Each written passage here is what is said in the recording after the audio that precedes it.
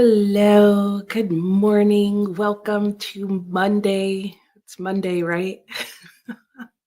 Anyway, gotta finish the coffee this morning. How are you doing? How was your weekend? What are your reading plans today? I'm realizing I left all my reading plans kind of over here. Let me grab them. Okay, all right. I got them. I've got a lot going on today. So I'm just going to start with my reading plans and say hello to you guys. Hello, Julie. Julia. I'm leaving off the A in your name because I'm reading things too fast. And I'm trying to have my camera over here. We'll see how that works. Or not my camera, my computer. I'm thinking maybe if I put it here, then I'm not like looking over my shoulder. Anyway, anyone else do the 24-hour readathon on the first day of Herkiad? You did it on the first day? Oh, I'm like aiming towards the last day. I'm hoping it's going to happen naturally. I don't know how that's going to work out. But no, I have not. Have you done it? Did you complete it? How'd it go? Good morning, Denise. How are you? You're reading Dollmaker for Big Book Summer and Catch-Up-a-thon. I think I have a copy of Dollmaker. And you're on page 86 and you're liking it. I've heard it's really good. Wait, no, maybe mine's not Dollmaker. I think mine's Dressmaker. She makes something and it starts with a D. Oh gosh, it's gonna be one of those days, isn't it? Good morning, Sue. How are you? I'm doing well. Hi, Amy. Good morning. I am doing well, thank you. You'll be doing some morning journaling, yoga, book reviews, laundry, cooking for Picasso.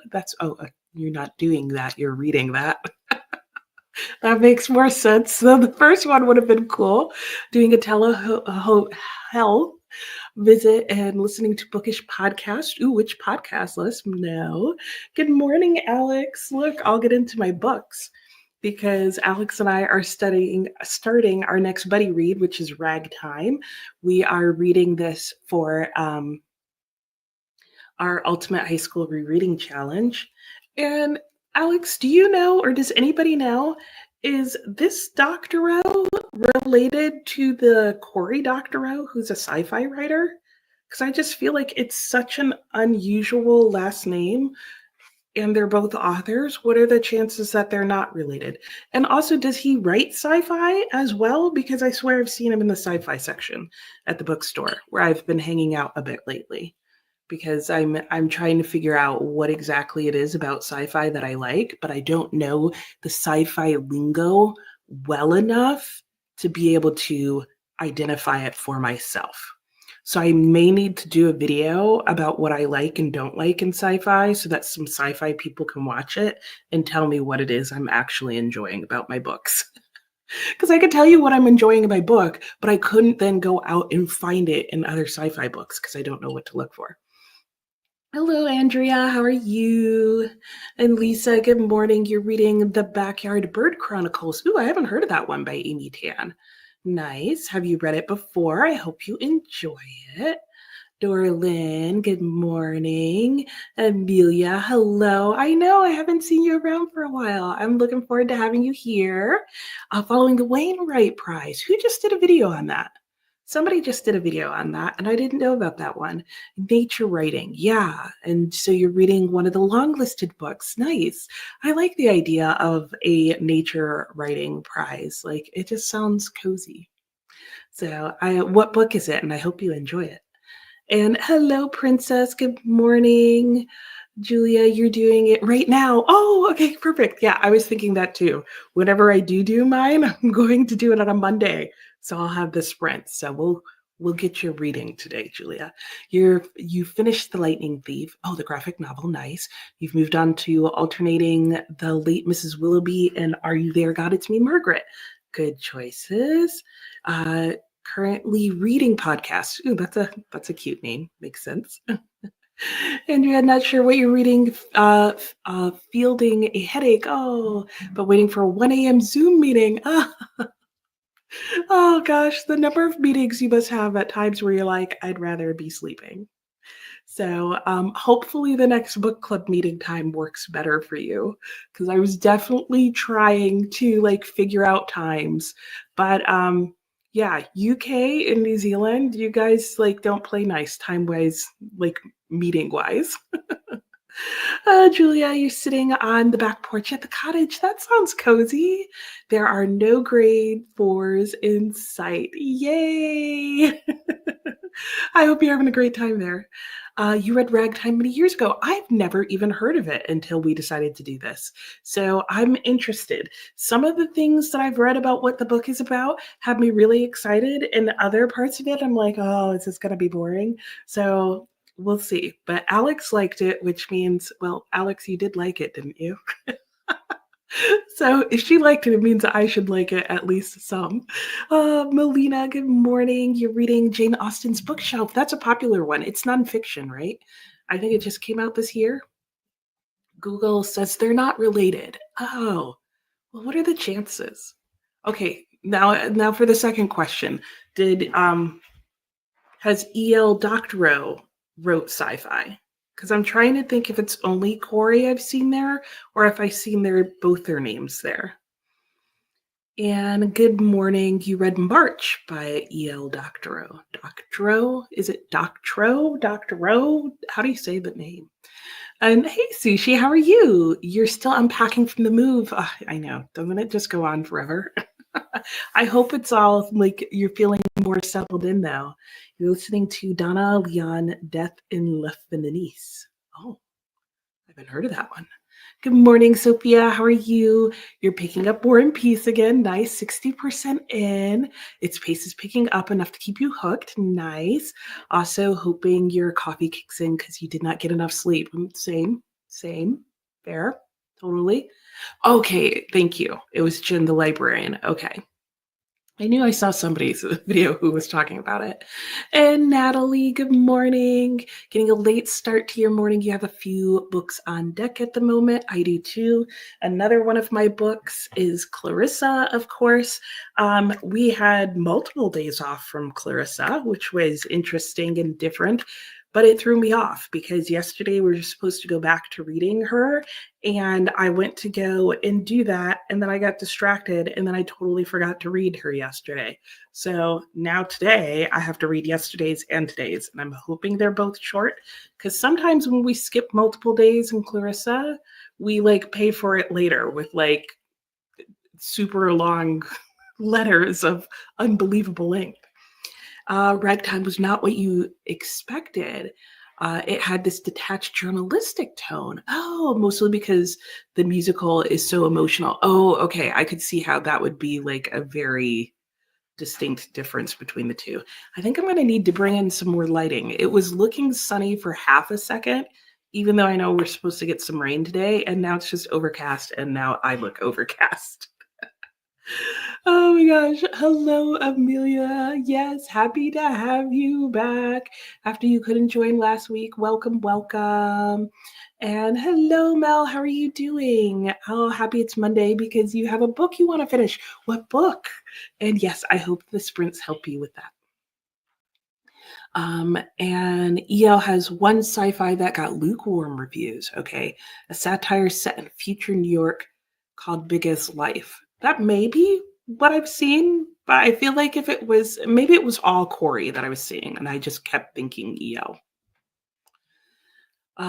The Backyard Bird Chronicle. Okay. Lisa, hello. Regina, hello. You're reading A Different Drummer and The Notebook, A History of Thinking on Paper. I'm very impressed that anybody ever named another book The Notebook after Nicholas Sparks. Because I don't know about you guys, but like I don't even think Doris and Lessing, which is like, what is it, the Golden Notebook or something? Anytime I hear The Notebook now, I just think of Nicholas Sparks book, like just because it was so popular for so long. Both very good reads. Great. If Ragtime goes well, we might check that out. Satire is your buzzword. Yeah, I would be up for some like sci-fi satire-ish type thing as well. You remember liking it, but you can't remember it.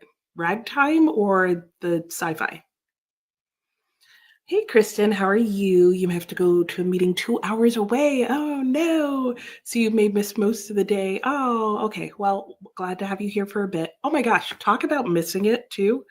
I just remembered, I don't know if I told you guys at one point, but there is a corpse flower in the area where I am. You know, one of those flowers that when they bloom, it smells like rotting flesh. And I was super excited. They only bloom typically every 8 to 10 years. This one had bloomed like 3 or 4 years ago, so we were initially like, "Oh, not anytime soon." And then we went to the greenhouse and they were like, "Oh, it's gonna bloom this summer, like in a couple of weeks, maybe end of July." And we were like, "What? Yeah!" I've never been so excited to smell something horrible. So then the next thing we knew, like 2 weeks later, they're like, oh, it's going to bloom this weekend. And then a day later, they were like, it bloomed. So last Tuesday, my husband and I were all set to go and see it. And obviously, we didn't go on Monday. So it like bloomed on like Saturday, Sunday. And we didn't go on Monday because I was here with you guys. I don't even think I mentioned it. And then on Tuesday morning, we were all set to go and see it. My husband goes to the gym, runs into a coworker, runs to work real quick, comes home, and he's like, "It's dead." And I was like, "What?" And like not the whole plant, but like we missed the event.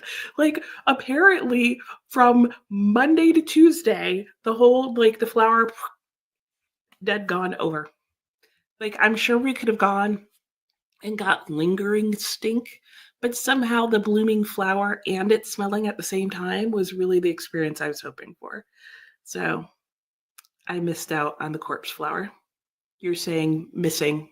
You reminded me of that, Kristen. Chronicles is nonfiction. Okay, it's wonderful. Oh, I'm glad to hear that. Andrea, you totally understand regarding the time zone pressure. Oh, yeah, no, I just want to, try and make it work for everybody, or as many people anyway. And inner title, all about the zone between the land and the sea. Oh, okay, yeah, the title zone. Okay. The author's Indian, and it's all about the Chennai coastline, and you're enjoying it. Glad to hear. You read a bunch of EL Doctorow a while ago. Billy Bathgate, Ragtime, World's Fair. You remember enjoying the stories. That's good to know. Hey, Camilla, how are you? You're reading Babel. Ooh, R.F. Kuang. Is this your first time reading it? Is this your first R.F. Kuang? And Sushi's settling in. Good. You've met most of the neighbors, found a few favorites. Oh, I love favorite, like finding local favorite things. Good, good, good. Yes, Sushi, all the important things. Wrote March the same year that Geraldine Brooks. Oh, okay. Okay, I have heard of his merch because I remember hearing that people found it very confusing because I think both their books did really well, and then people were confused about which one actually won. Okay. Oh, thank you. Yeah, I love my bookshelves too. It's been a work, it's been a progress, and it's been a lifelong dream, and I'm just so happy. So happy with them. Denise ordered your copy of Return of the Soldier yesterday. Yay, may have ordered 20 other books as well. Buy two, get one free at Target. Ooh, that's nice. And speaking of Return of the Soldier, I didn't have it on the thumbnail for this video, but today is the day where I am planning on reading this whole book. So if you'd like to join me with that, you can. If, like Denise, you don't have your copy yet, that's still cool. And if you want to join us in book club, we are going to be discussing this live on Zoom, not this Saturday, but the one after that for my channel members. And I can't wait because I need to like live chat with people about this book. And hopefully once you guys read it, you'll know why. Tony, good morning. Reading Emma for Jane Austen, July. Nice. Let me know if you plan on reading Return of the Soldier today. And if you don't have a copy and you want to join me in reading it, it is available, I believe, on Project Gutenberg. Natalie, it's just yesterday reading, none today for Clarissa. Oh, a score. Okay. So it'll be easy for me to catch up, is what you're saying. Thanks for letting me know. It gets rid of any dread that I might have. Mel's reading and hopefully finishing Judgment Day, book 2 in the Seeker series. It's a book. Nice. And we'll be getting into our first sprints shortly. Sushi first sprint is always a to-do list for the rest of the day sprint. Yeah, I do that frequently too. I probably need to do that, but I'm going to finish my coffee first. It's an urban fantasy series about detective vampires. For some reason, I love that. Hey, Alicia, good morning. The Perils of Lady Catherine de Bourgh. Oh, isn't she from Pride and Prejudice? Is that where she is? Um, Hello, Jack. Good morning. How are you? What are you reading? Kristen, the flowers remind you of the movie Dennis the Menace. That's so funny. Is it in there? Yes, to both you're participating in a group read. Oh, good. Alicia, hello, good morning. Just finished up breakfast, creating your spinner wheel. I need to try the spinner wheel idea sometime, Alicia. I have one and that sounds fun. You'll be reading Saga Volume 12, starting Scars of Anatomy. I don't know why I can't read. You read Return of the Soldier for Shorty September. That would be a good one. You totally get the desire to chat about it afterwards, right? Like afterwards, you're like, wait, but, because it's resolved, but you just feel like there's so many things. Return of the Soldier. Oh, it's on Hoopla, also ebook and audio available. I thought about doing the audiobook today because the first time I read it, I physically read it. I might do the audiobook. That actually kind of sounds nice, and I don't have an audiobook going. And Monday's my cleaning day, and I like listening to audiobooks while I clean. It's one of the few times where I can listen to an audiobook and not get distracted, because who's going to focus on the toilet instead? And hello, I'm going to call you Nell or Kashane. Is it Kashane? Or is that an L in there? Kashadel or Chanel? I don't know. Let me know if there's something you'd like me to call you. Good morning, you're reading Bride. Ooh, nice. How's it going? Alicia, Pride and Prejudice. Okay, it's from a series of murder mysteries called Mr. Darcy and Mrs. Tilney's Mysteries. The children of the main characters in Jane Austen's work solve mysteries. That's cute. I like that. You don't remember Dennis Menace having the flower, but it makes you think of Pokemon. Oh, Jack, you're working this morning. Okay, sounds good. But when you're reading, you'll be reading One of Us, another mystery thriller. Excellent. I hope you get lots of work done today, Jack. The audiobook was good. Now you want to physically read it and add sticky tabs. All the sticky tabs. Yeah, it'll be a lot, right? Yeah, I'm going to, yeah, okay, you've convinced me. I'm going to listen to the audiobook, but I'm going to keep my ear. Hopefully I'll keep my ear nearby. I'm going to keep my book nearby because I do still want to tab things. But like I already annotated it the first time I read, so this will just help me put tabs near my annotations because I do have some tabs in here. So yeah, audiobook. It'll help me focus on my ideas. You got Return of the Soldier for free on Kindle. Yep, you should probably be able to do that as well, but you wanted a physical copy. It's worth getting a physical copy. You ended up with 2 copies of the book. How'd that happen? And Kristen, Mr. Wilson had a 40-year blooming orchid. Oh, and did it somehow ruin the bloom? Of course he did. Oh gosh, but you don't remember the details. That's funny. Okay, so it wasn't necessarily a death flower, or a corpse flower, but similar idea. All right, got it. Okay, so we're gonna go into our first sprint. If you saw our thumbnail and all the things, we've got a couple of things going on today. We're doing our normal sprints. We are going to start with 45 minutes on the clock. In fact, let me bring up our timer here. So I've got 45 minutes there. What else? Some of us are going to be reading Return of the Soldier and working on that as our Barnacle Buddy read. And so we'll be able to share non-spoilery things and thoughts. And especially if this is your first time reading it, I want those reactions. And then in addition to that, if you saw the thumbnail, later on this afternoon, Katie from Books and Things will be joining me on screen, and we'll be chatting and stuff in between our sprinting, right? Yeah, that's what I'm trying to say. And the used copy you ordered ended up coming with highlights. Oh, so you bought another one. Yeah, different covers. Oh, ooh, Okay, I want to see your two covers now. Now I'm like, oh, really? What's the other cover look like, Alex? All right, let me go ahead and do that, make that bigger. We're going to go into our first sprint, which will be 45 minutes to warm us up. And then we will come back, chat for a bit, and then we'll go into our hour-long sprints. So happy sprinting, everyone. I will see you in 45 minutes.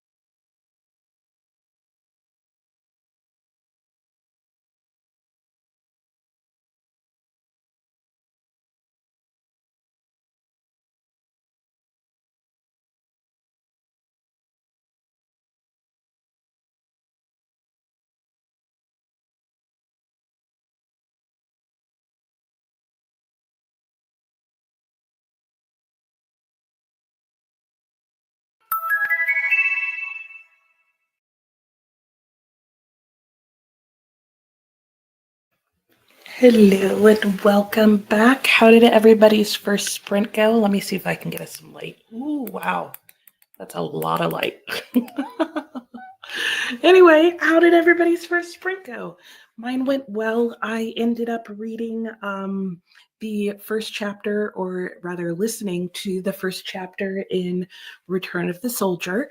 And I don't know how much I'm going to continue with the audiobook because I'm like, oh, you're going so fast and I have so many thoughts and you're not giving me a chance.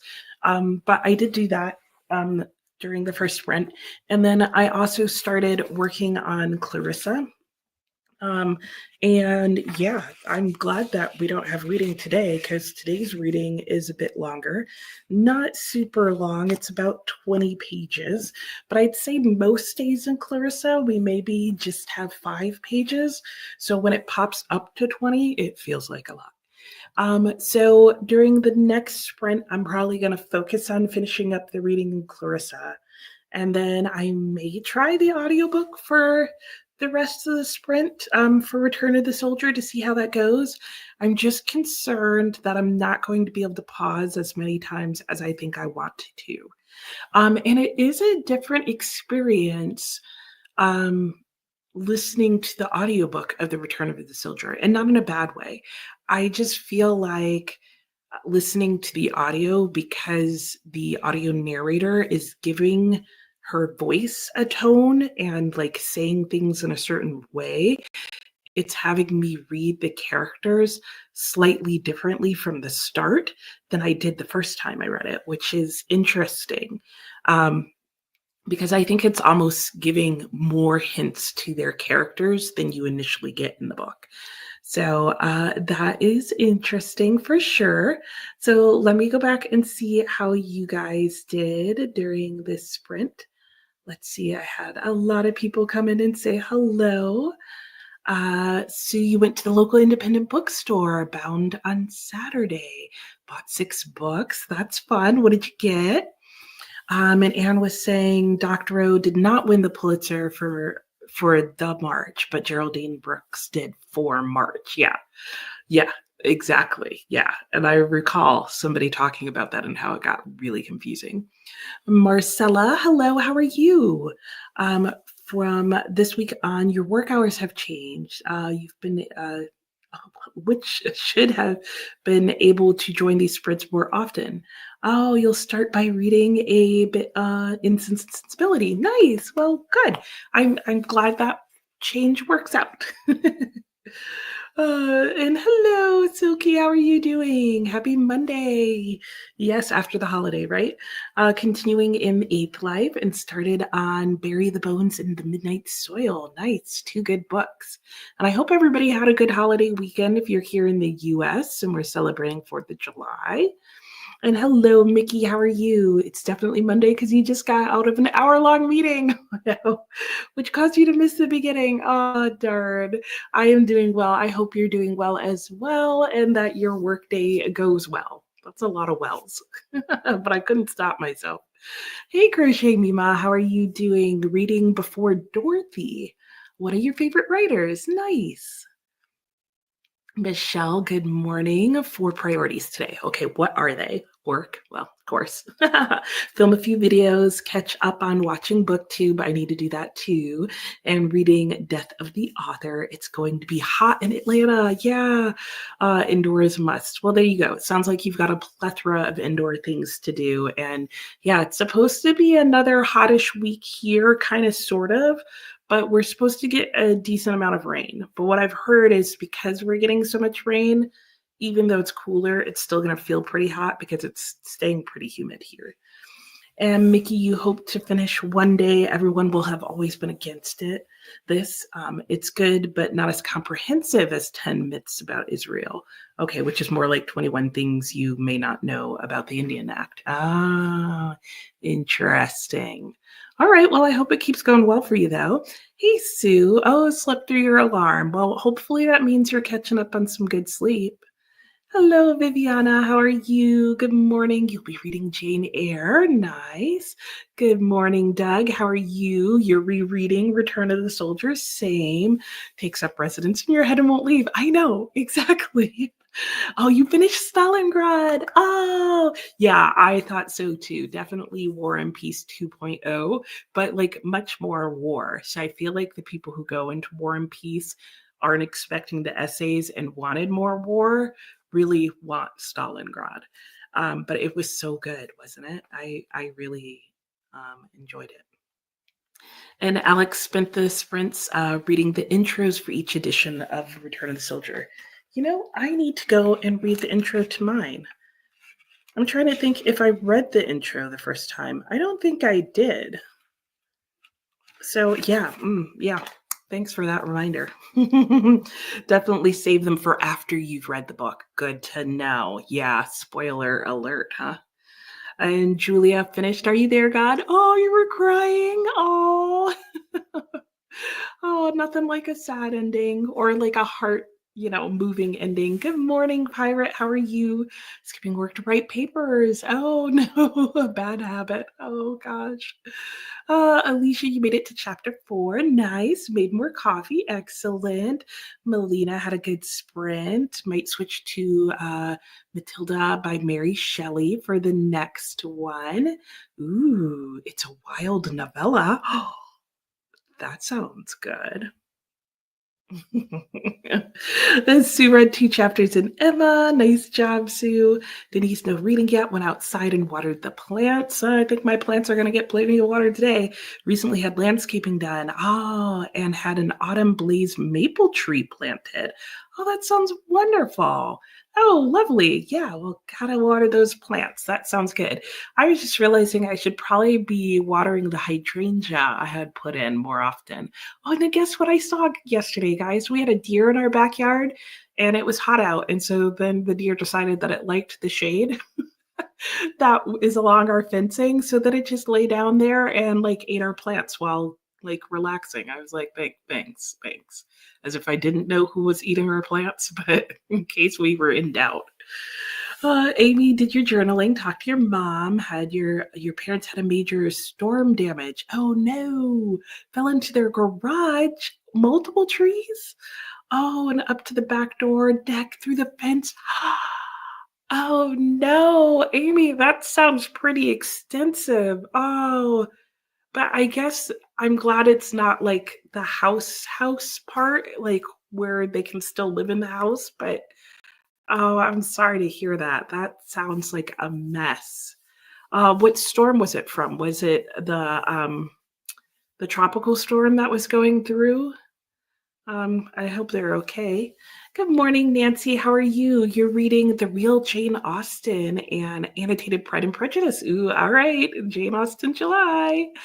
Alex, you can tell from reading the excerpts included in the intros that it will be a different experience. Okay, interesting. I did notice that in the audiobook, even though my edition says abridged, they're definitely abridging some things, but it seems like the things that they're abridging is like some of the characterization of like how the speaker is talking. So like at one point at the end of chapter 1, this is not a spoiler. It says she paused, breathed deeply, and went on with a sick delight. The unhappy sometimes find an ungraciousness.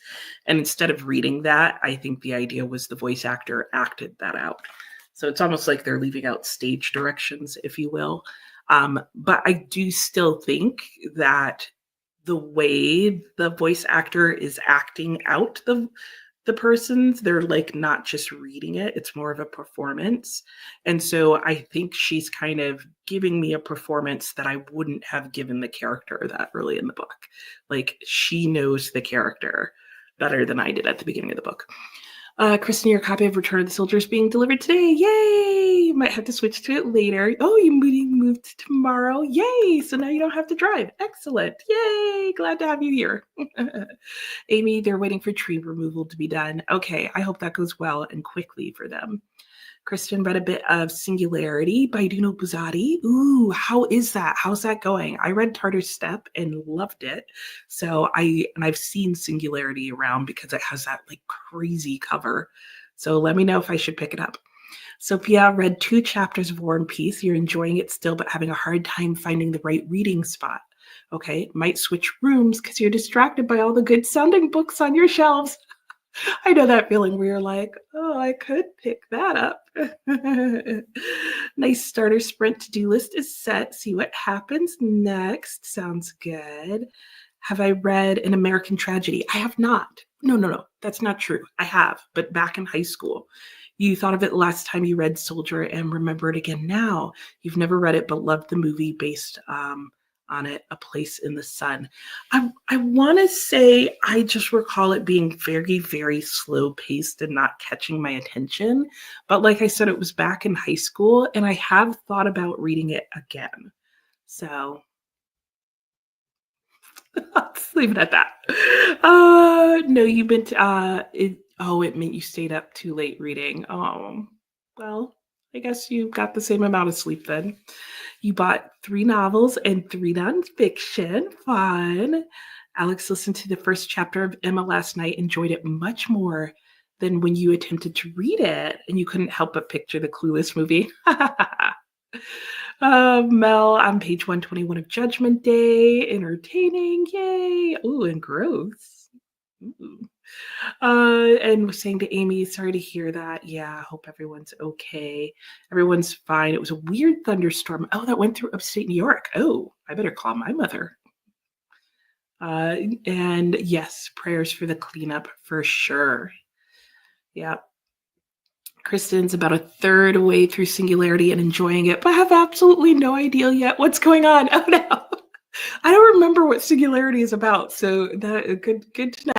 Good to know. It's confusing. Hey Tia, how are you? You're working and listening to the English masterpiece. Really enjoying it. Excellent.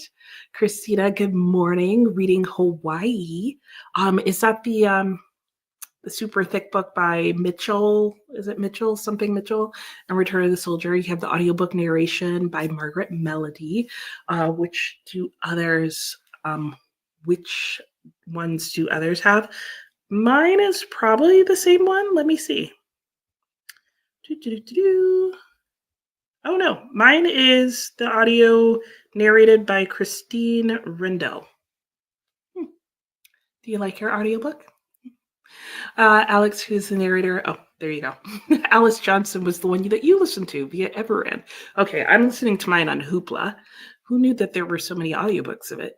And hello to Mel, not Melody, Meloche. Oh, okay. And Amy was at the storm on Thursday. You got weird weather in Connecticut as well. Oh, interesting. Oh, now that you say that, I think my mother was talking about rain earlier this weekend. So hopefully that's what it was in terms of her not having any issues. Oops. And a hello to Tia. A quick storm that ended up driving through and then later seeing how bad it was in other parts of the state. Oh, storm number 1. Yeah. Okay. The Thursday afternoon one. Geez. Figures. All right. And your mammoth from playing my July TBR game. Oh, okay. Nice. I mean, I think it's nice.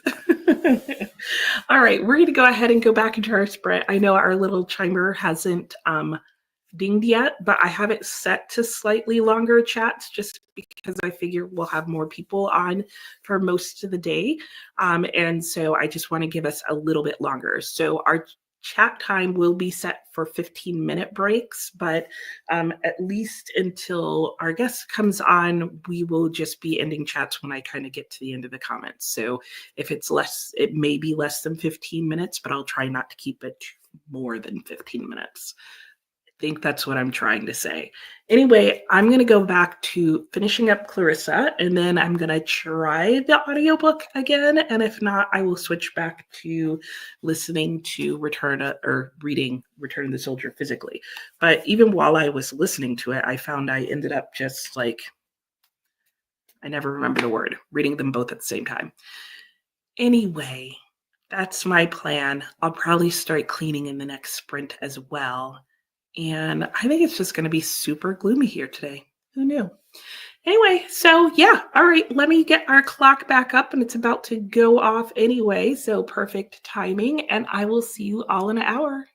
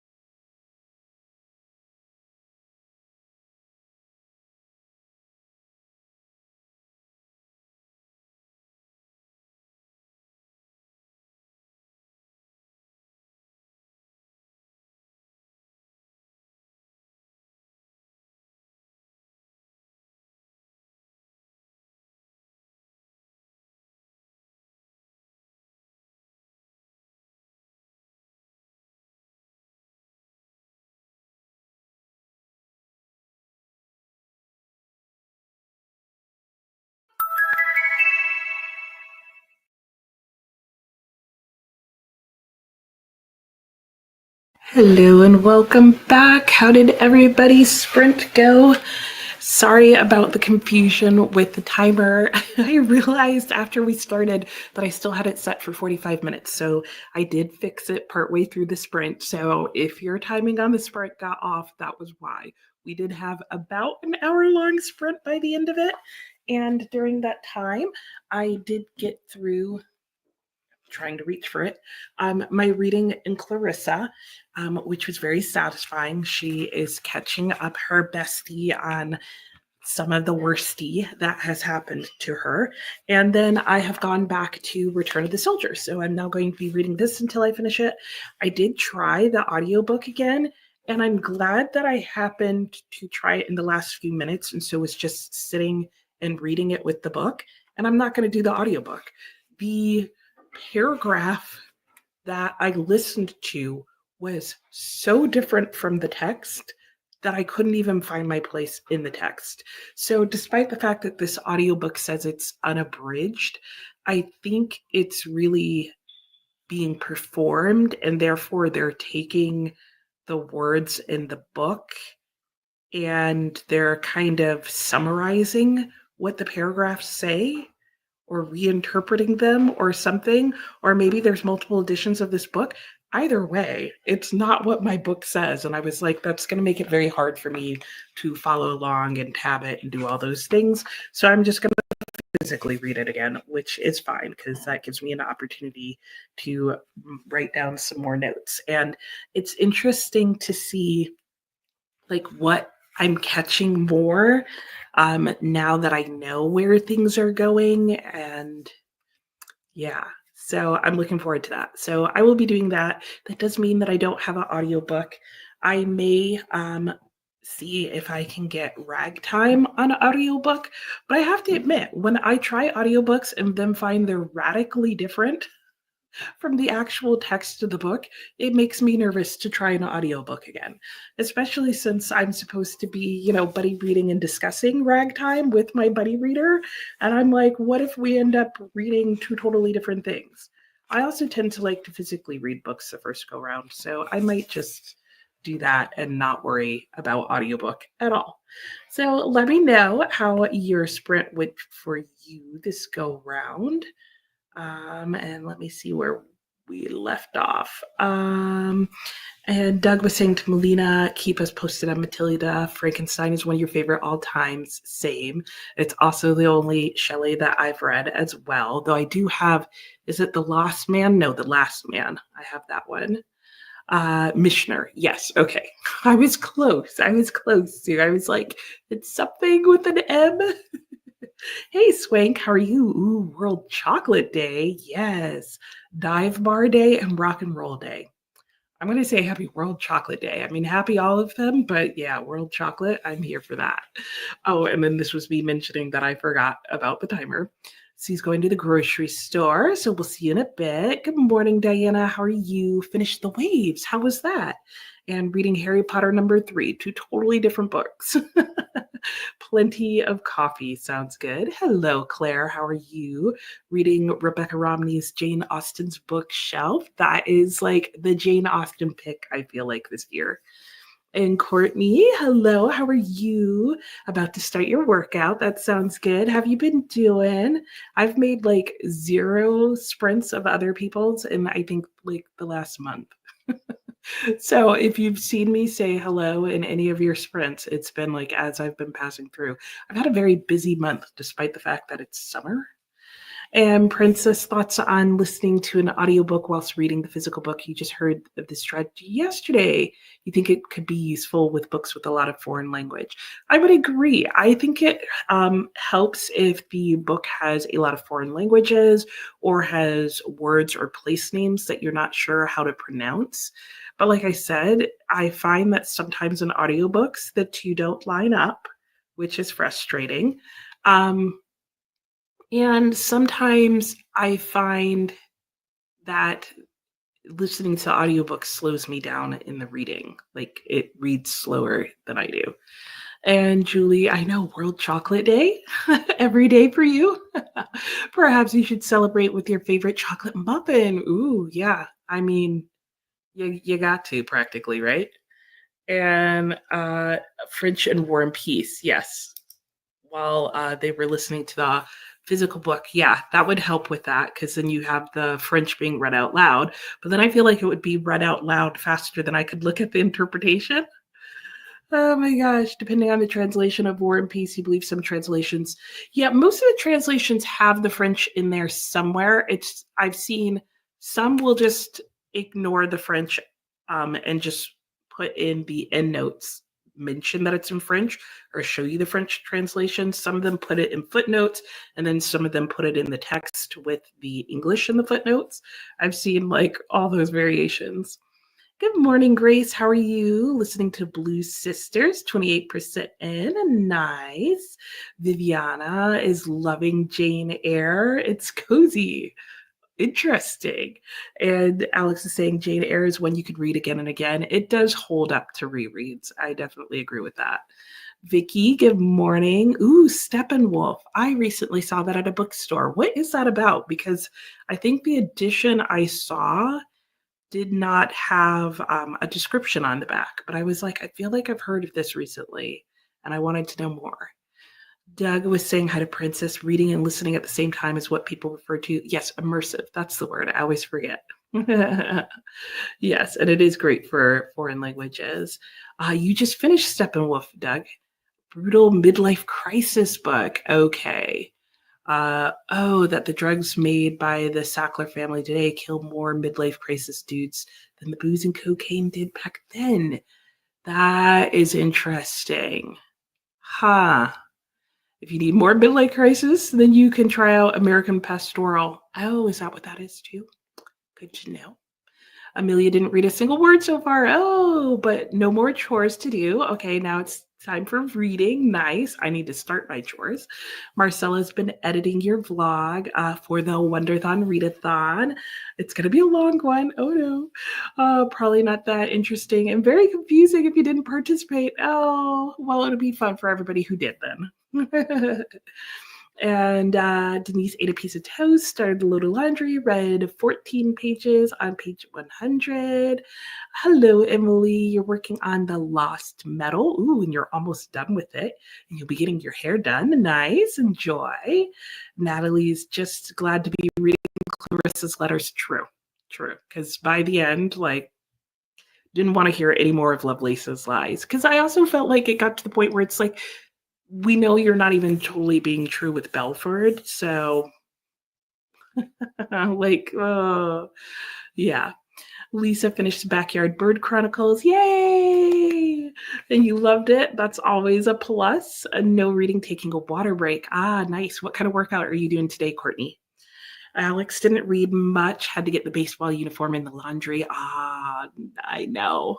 I feel like they do the white uniforms so you can bleach them, but then they always have enough color patches or whatever on them that you can't bleach them. So then I'm like, you chatted with your mom on the phone. I'm going to do that in the next sprint. Hello, Patricia. Got all your chores done. Yay. So you can read most of the day.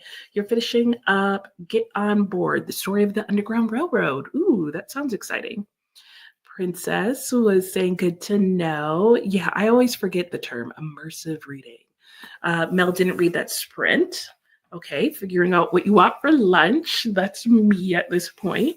Alex did get a few pages read, but you're going slow because you can't decide how much you want to tab or if you want to write in the book. Oh, I know.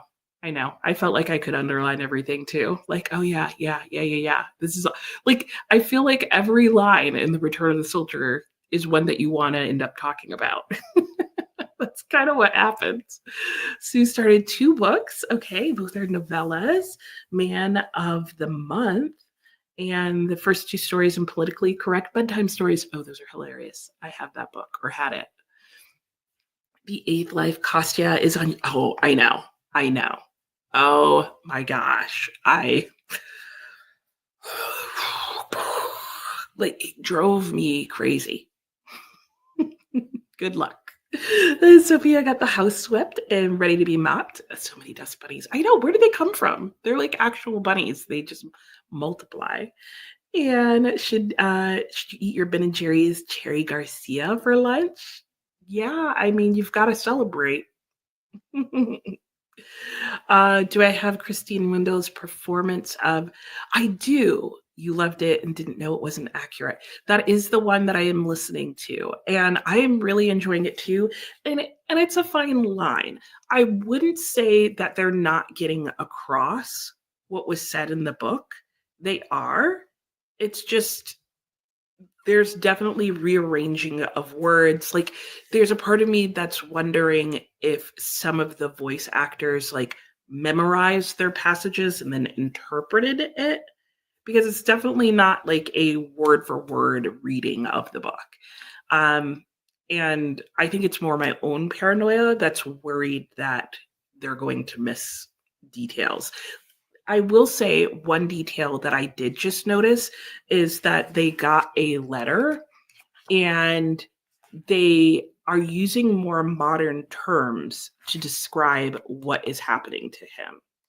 Um, and so they both gave it the modern name of what has happened to him, as well as, which they haven't done the whole time. And they also explained his behavior using more modern terms.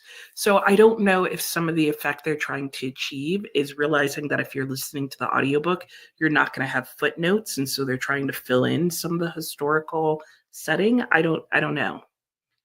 Um, Hey G, how are you? Happy Monday. You finished All Quiet on the Western Front and started Grapes of Wrath. You don't know how you feel about Jode. Oh, interesting. I have not read Grapes of Wrath, but I can imagine. And TL loved Blue Sisters and hopes that Grace enjoys it. Lisa loved Jane Eyre and's been reading the Grapes of Wrath for a week. Oh, so many overlaps.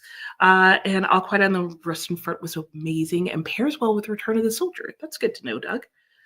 Alex can bleach the pants, but not the jersey. Yeah, that's what I was thinking. The pants you could do. So then the whites don't match. Ah, it's so frustrating. Gee, oh, you'll ask your thoughts next week. Ginny is such an interesting narrator, to say the least, right? I feel like the whole time I'm like, I have so many questions about the relationships in this book. You're reading so much into every word you're familiar with the story makes everything. I know.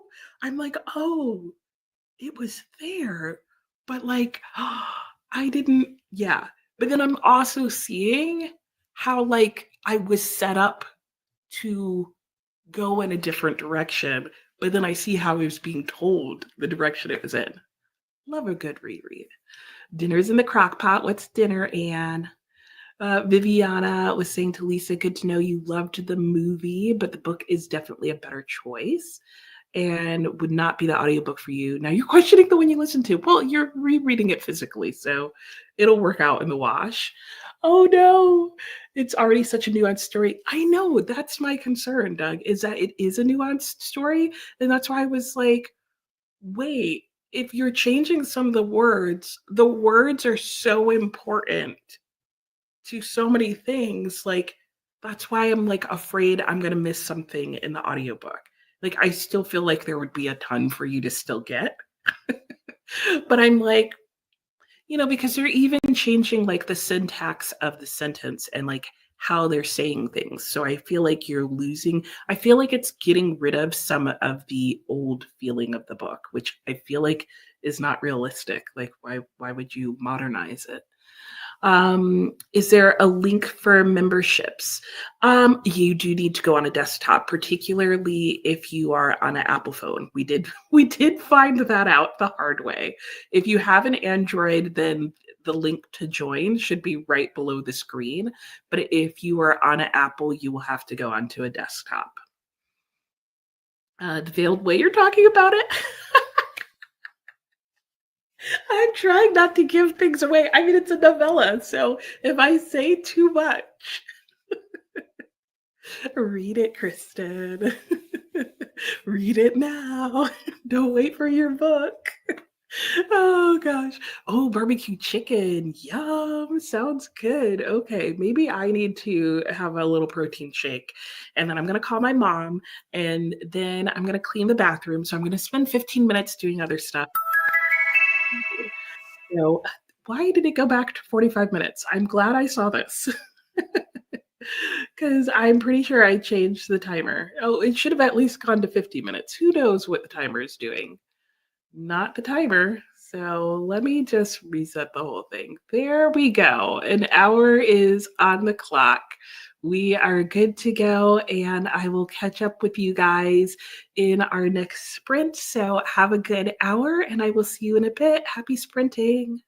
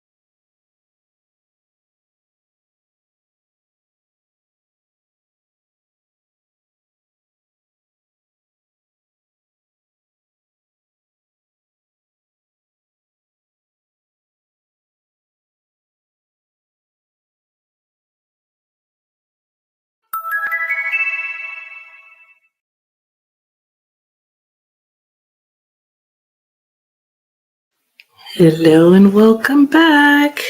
How did everybody's sprint go that round? Mine went well. I called my mom. I got a few things done around the house, started some laundry, started cleaning one of the bathrooms. This week, I'm focusing on cleaning upstairs and getting things ready for when my son comes back home. I mean, there's not much to get ready. He has a ton of clothes out because he's got all his stuff from school here that he has for clothing there, as well as all his normal clothes. So there's an excessive amount of clothing and towels upstairs and all around. So I've got to figure out how I'm going to make room for all that jazz. But I did that. And then I sat down and spent most of the time reading in Return of the Soldier. I am now on page 38 out of 90. And I am in the chapter, if you've read it before, that is on Monkey Island. So that will not spoil anything if you haven't gotten that far yet. And it's been a good reread. It's really interesting to just catch like little details that I missed in the first reading. Like I'm catching a lot more details as to what's going on in the world around them that I didn't notice the first time. And I think during this next sprint, I am for sure going to eat lunch because I got a protein shake, but I'm regretting not actually having my meal yet. So we'll see how that goes during the break. She was saying thanks. Alex was saying she's an unreliable narrator. She has to change her way of thinking. So we think on things with her, but the signs were there from the beginning. Yeah, I would agree. And Doug was saying you can understand updating the language in the soldier. One of the difficulties of the story is the hyper class consciousness of the English, especially 100 years ago. Yeah, definitely. And so I just think it's interesting because some of the way that the audiobook narration did kind of did away with some of the class consciousness. And I find that kind of surprising because I'm like, I don't think that was an accident that was in there, but it's definitely an interpretive choice. And Jenny's very hard to like. You took it that she'd grown up with Chris and that they'd been in love as children, maybe even to their teens, a lot of limerence. And, and it's interesting because that was not how I felt about her at first. At first, I was very much like, oh, okay, Jenny, yeah, sure, sure, sure, sure. And then as the book went on, I was like, but Jenny, you found a free ebook version of War and Peace Online. Yep, Project Gutenberg. It's the same version as your audiobook. Nice. And you're going to try immersive reading with it. Great.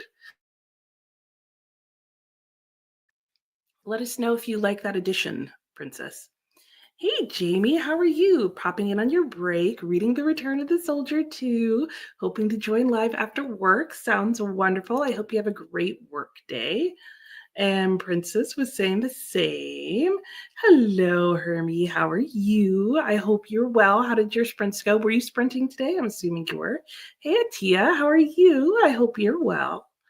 And Amy read for a bit, folded laundry. Oh, you had your telehealth now, and you had lunch. What did you have for lunch? I'm hungry. Let me know. Oh, and Key's doing her birthday. Oh, yeah, because it's the 7th. Oh, that's so fun. If you guys are participating in the hardest reading challenge you'll ever do, that's going on. Okay, you'll be hopping back and forth. That's totally fair. You did eat breakfast and cleaned out your fridge, the sprint, and read a couple of pages of one. Very nice. Well, I'll have to pop on and say happy birthday to Stephanie. So, yeah, if you guys are doing that, Herkiad 2.0 starts today. Herkiad 1 ended, and it is also Stephanie's birthday because that's how she coordinated the start dates. And Alicia went to the post office and library now to do more spinner wheel tasks. Spun twice, got video editing, and scooping the litter box.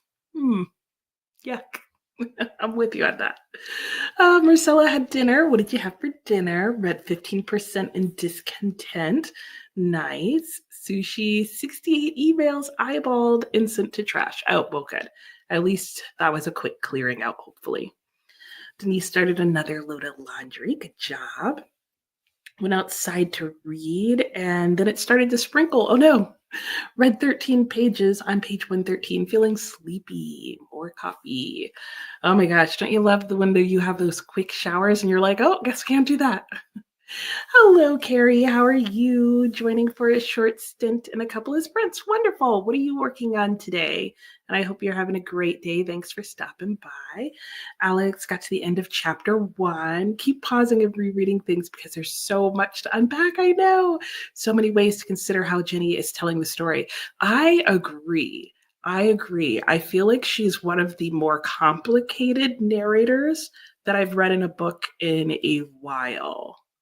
Because there's so many things and words that she says that I'm like, what are you saying and trying to communicate here? Lisa starting 11/22/63. Nice. And ate some ice cream. Ooh, did you have your cherry Garcia? Nemo ate some too. You kind of like Jenny, but in a pathetic way. Maybe that's how to describe it. You like her in contrast to Kitty. And you find it interesting how she uses right, us and we. And I'm like that was something that on my first reading very early on, I was like, what is all this us and we? Like, how is this a group thing? Like I have so many questions about that. Like, what are you like? I get how you see her, you see herself, right? And I can't get my comment sort. Click on the comment. Click on this comment. Oh no, my comments got stuck. Okay, there we go. I'm like, why won't it click? Yeah, she inserts herself into everything. Like, I'm kind of like, does anybody else consider this a we, or is that just Jenny being like, we? Oh my gosh, bean and cheese burrito. That sounds good. Marcella had gnocchi. Oh, yum. And Alex, you have to make lunch while you're at it, figuring out what to pack for dinner. Hoping for 2 ball games tonight, even though it's an hour drive and gets you home late. Well, okay. How do you do dinner on those nights? Like, do you just like do sandwiches and picnic style stuff, or how's that work? Lucy's school called. They're sending them home.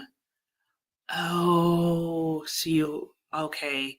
I see, because they're worried about the amount of rain. Well, that's good. I'm glad they're being cautious with that, because that is a ton of rain, 4 to 6 inches. Oh my gosh. And Carrie's reading The Rare and Beautiful. Okay, about a German family. Lots of 1920s and 30s scandals. Ooh, love a good scandal in a book. And Silky took a quick work break to check your neighbor's mail. Oh, that's kind of you. Helping her out while she's out of town. Oh, very nice. Nice to get out for a quick second. Yes. Is it hot where you are as well? Natalie missed the chat. Oh no, you got caught up in listening to Voyager and cleaning the dog food. Well, hey, at least you were having a good time, at least with what you were listening. You're glad you're not married to Kitty either. That's true, though. She did have a legit claim to Chris and comes, other people. Kitty uses it too. At least Jenny relates that she does and totally feels like she uses it to keep Jenny on her side, devoted to her. It's definitely a complicated relationship between the three of them. That is for sure.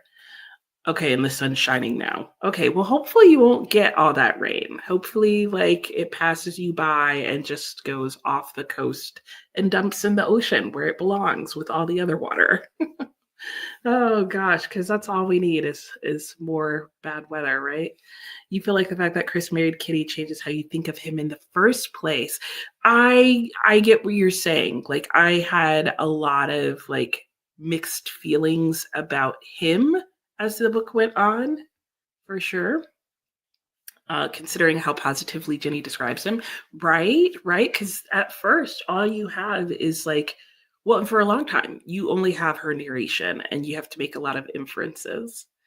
Return of the Soldier and Resurrection were both just delivered. Yay! Your copy of Resurrection is so pretty. Oh, that's so nice. Which version did you get, Kristen? I'll be excited to see when we all get together. Everybody can hold up their editions. So if they're not the Penguin Classics, we can see how they differ. Because that is the next book club read for August. But yeah, I'm looking forward to discussing this at length in book club. Because, yeah, I definitely want to do a deep dive into all of these characters and characterizations, especially the difference between the characterization of Ginny narrating and telling us what they're like and all the reading in between the lines that we then do and then go, is that really what they're like? Because I have that thought.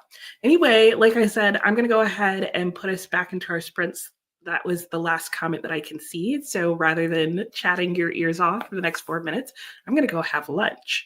And that will give you guys time to get some more reading in. So, yeah, I'm going to go ahead and set the timer. It reminds you of the Charles and Princess diving. Oh, that's a really good comparison, Doug. Yeah, talk about complicated relationships.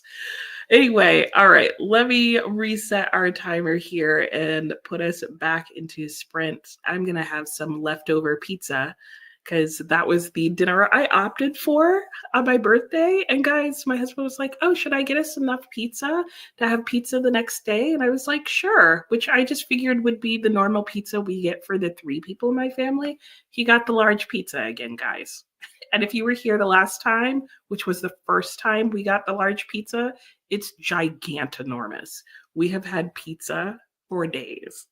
We still have pizza left. The only reason we don't have pizza for more days after today is just because they also cut it into gigantinormous slices. So anyway, I've got an hour on the clock for us. I will see you when we get back. Happy sprinting.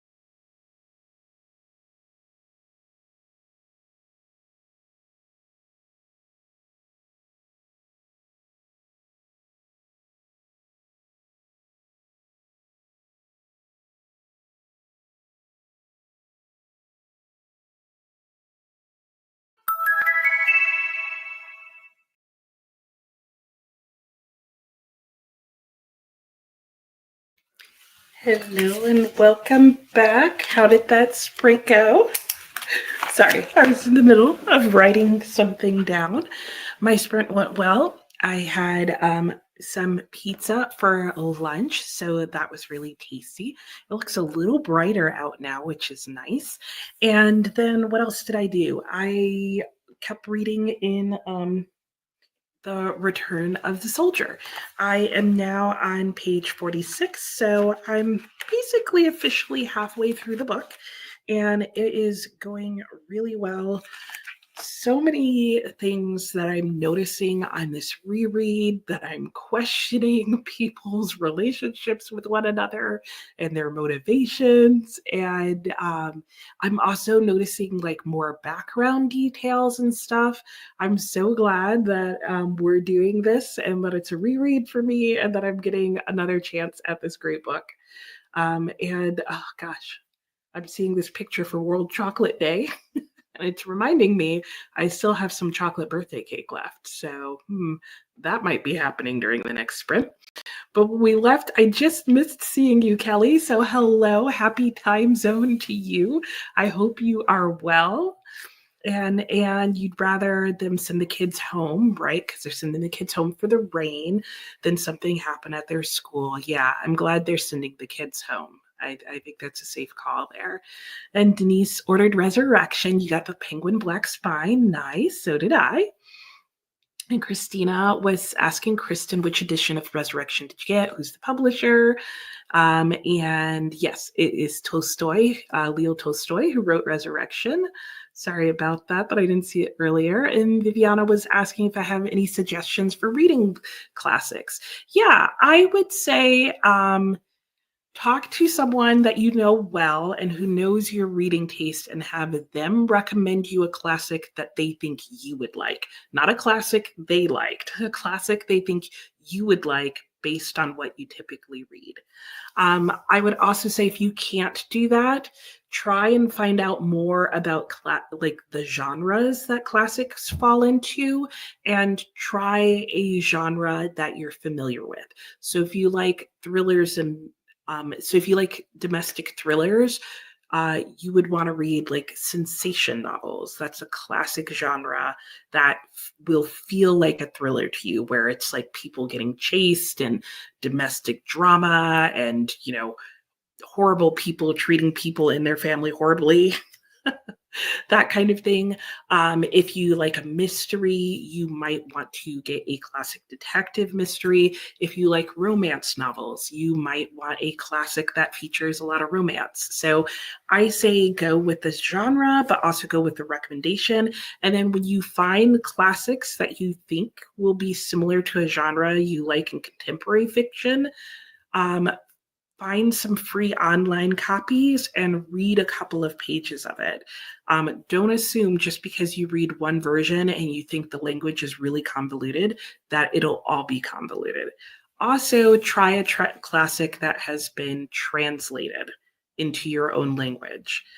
Because often when people do translations, especially if you can find a modern translation of a book, they translate it into updated English. So sometimes the hardest classics to read are classics that are in your language. So some of the hardest classics that I find to read are classics that were written in the 17th century in English, because they're then typically left in the older English language. Whereas if I found a 17th century or 18th century classic from France, I could probably find somebody who's translated the old French into modern day English, and that makes it easier to read. So those would be my recommendations. Stick to a genre you like, get a recommendation from a friend, and check out the language of the book and shop around until you find something that sounds readable. Don't assume just because it's a classic that it will be illegible to you or not make sense or hard to comprehend. So hopefully that helps. And all three of you are going to stay home. That sounds like a wise plan. You just brought the cushions off the patio furniture. Oh yeah, because that'll be a lot of water on your patio furniture and the garbage can in from the backyard. Sounds good. You're getting all prepared. And we have Charles' uncle's daddy. Good afternoon. You're running errands and while listening to the fourth book in the secret book. Well, good to see you. And we have a guest here with us. Hello. Hello. Hello. Can you hear me okay? I can hear you just fine. How are you? Lovely. I'm good, thanks. How are you? I'm doing wonderful. Thanks for joining today. Oh, it's nice to come and join. Yeah. How was work? Yeah, good. Bit long, but getting there. Yeah. Well, how good. have your reading sprints been? Have you got lots read? Yes, I have. I've been working through Clarissa, which is over here. Oh, yes. So long. So, yeah. And the drama is drama-ing. I kind of want to read that one. Yeah, every time I look at it, I think about how very long it is and feel a little bit wary. There are some days where it feels long and you're like, somebody put the pen down, like make them stop writing. There are definitely days where we're like, is it even humanly possible to handwrite that much in one day? Yeah. So yeah. And then I'm also reading The Return of the Soldier by Rebecca West. Oh yes, I've read that very long time ago now, but yeah, really interesting. Yeah. What do you have to read? So I'm doing Jane Austen July at the moment. So I've got I've taken the dust deck off, so it's less pretty, but I've got Jane Austen's bookshelf by Rebecca Romney, which Nice. I'm reading at the moment. So the subtitle is The Women Writers Who Shaped a Legend. So it's all about like the female writers of the 18th century that Jane Austen loved, that influenced her, which is really cool. So I'm really enjoying that so far. And I'm buddy reading it with Rolls from Scally Dandling About the Books and Charlotte from Queenie Reads, and I'm very behind. So we're catching up for this evening. Oh no. And I'm just going to put up everybody's hello messages while we're talking. But yeah, there's quite a few people who are reading that one because it just came out this year, right? Yeah, it's very recent release and it's such a great premise. So I feel like a lot of people have been reading it this year. I've seen it everywhere and it's really good so far. It's very interesting. Nice. That's so good. That's so good. That's so fun. And yeah, I'm like so confused on timeline between like when I'm filming and posting videos versus what month we're actually in. So in my mind, I'm like, wait, is Jane Austen July almost over? And I'm like, no, Nicole, it's no, the it's 7th. only the 7th. You're fine. Yes, which is good because I have not done very much reading for it so far. So I'm glad it's still relatively early in the month. Oh yes, good. Well, lots of hellos are going on and around. And I will be sprinting until 9 o'clock, but I am assuming that you will be off long before it is 9 o'clock by time. How many hours in the future is that? I feel like that's very late where I am. Yeah, that's like 8 hours from now. I'm assuming you will go to bed. I will be fast asleep by then. Yeah, I guess I will stay for like an hour or two, and then I will, whenever I then vanish off to make dinner. But yeah, yes, that sounds good. Well, we were just going through the comments when you came in, so I'll go back to where we left off and we can chat as we go. And Charles was just joining us, and you're running errands. Nice. Savoring all the specific literary references and food descriptions in your books. Ooh, food descriptions always make me hungry when I'm reading. Yeah. Me too. Oh my gosh. Oh, but I like musical references in books. Yeah, me too. And Anne is ready. They're having like 4 to 6 inches of rain come through where she is. Wow. Yeah. And hello, Mickey. You've been listening to some of your audiobook while working. Nice. Viviana has a mass market paperback. Oh, and here's a good question that you might have some suggestions for as well, Katie. Viviana was asking, let me pull up the exact question because now I'm going to make up one if I don't do that. But she was asking for suggestions for reading classics. Like if you don't read a lot of classics and you want to read some, do you have any general suggestions? I think it depends a lot on like what you like to read. Like my general advice for someone getting into classics is go for a classic in a genre you love. So if you like science fiction, read a science fiction classic. If you like I've forgotten all genres now. If you like crime thrillers, read like a Victorian sensation novel or You know, if you like horror, read a horror classic. Like, it's a really good way to get into classics, because you at least have, it's a good way to see how a genre began that you love, but also you're more likely to like the book. You know, I think a lot of people, when they start reading classics, think, oh, I should read the important books, and then they pick up an important book that isn't to their taste, and then they don't like it, and then they feel a bit wary. And actually, if you're better off reading a classic or an older book in a genre that you really enjoy. You know, if you like love stories, read some Jane Austen. If you like crime novels, read some like Arthur Conan Doyle Sherlock Holmes stories, or Wilkie Collins. Like, I think that's probably a good way of getting into it. And I also really recommend audiobooks as well as a good way to like get into classics. I think sometimes if the language is a bit different, or the sentence structure is a bit different than what you're used to, listening to an audiobook can be really helpful. And I think also sometimes if you're reading physically, you get like stuck on stuff that you don't understand. Whereas if you're listening to it, like the bits you don't understand wash over you, and you'll still really enjoy the book. So that's, I guess that's my advice. Yeah, that's so funny, because your first point was exactly the same thing that I said, and I mentioned the thrillers and the sensation novels as well. Yeah. They are just they're the early thrillers, and it's really fun. Yeah.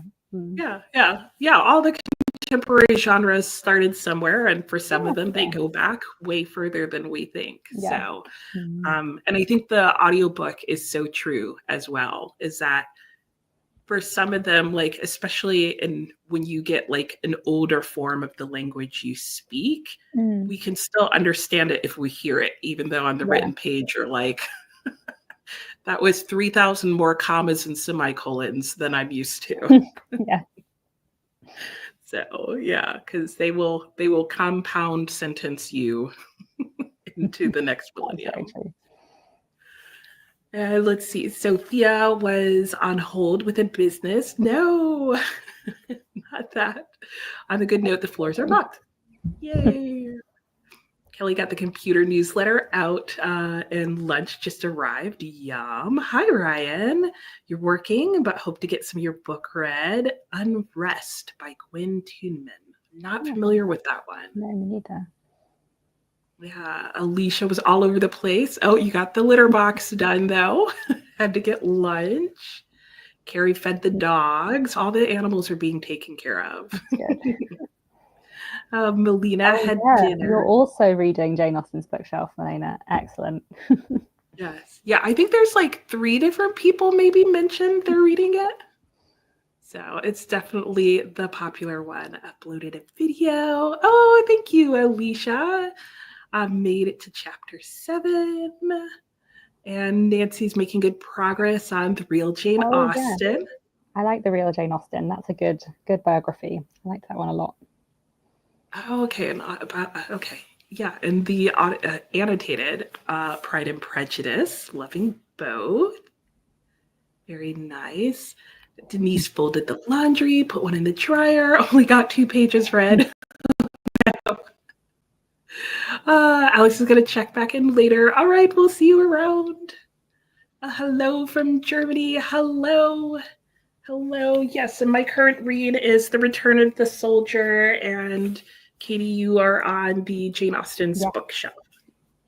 So, and thank you, Denise. Yeah, my birthday was on Saturday. it's already come and gone. Natalie read some more, had lunch, updating your reading journal. Ooh, finished The Things They Carried. That was a really good one. And good luck on your semifinal game, Alex. Doug said bye. Amy watered the patio things. And then we get all the hellos, so I'll skip ahead some to people who haven't said hello yet. And yes, it's already 8 p.m. in Germany. I know.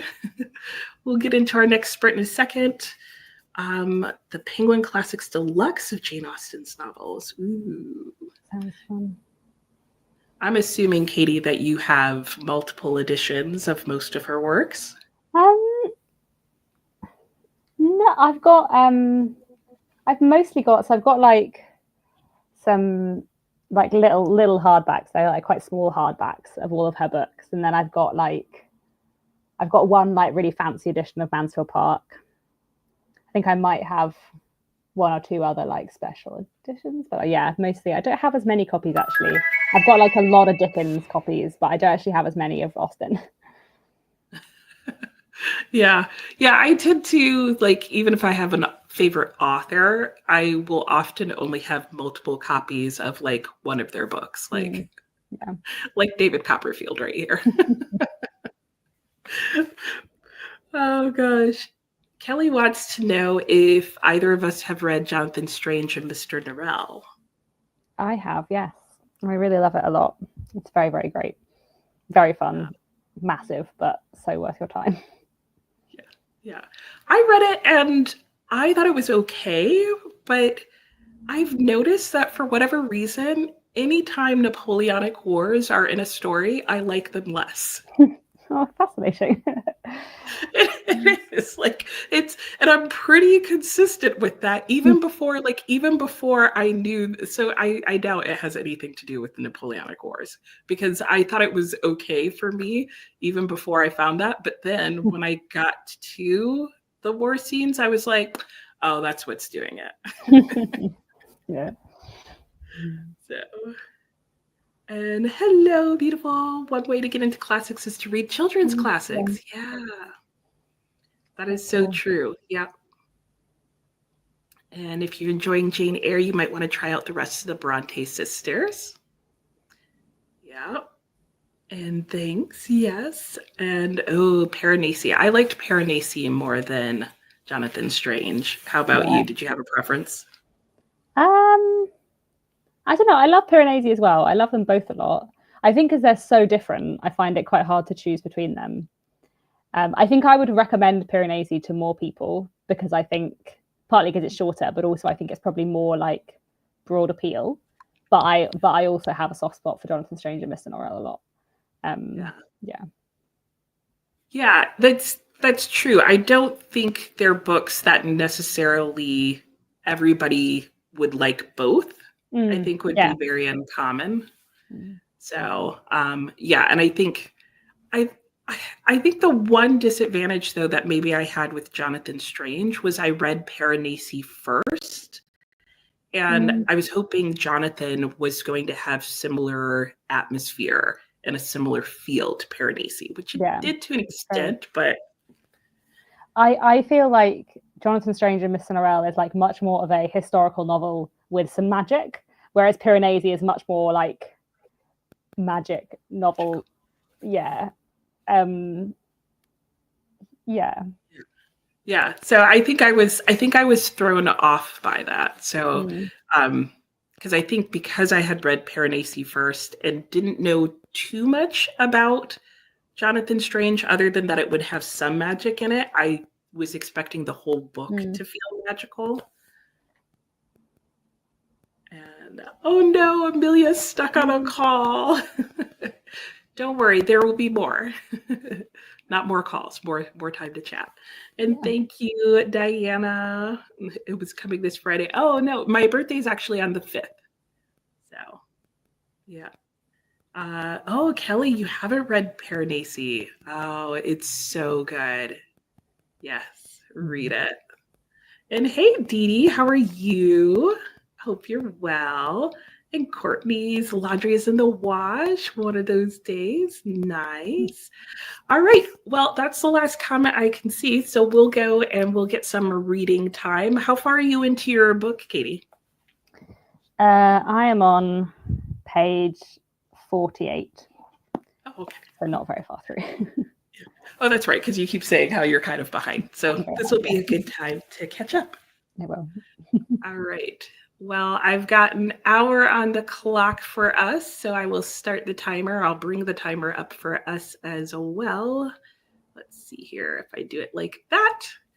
So we've got a good hour of reading, and we'll come back and chat with everybody after an hour. See you guys in a bit.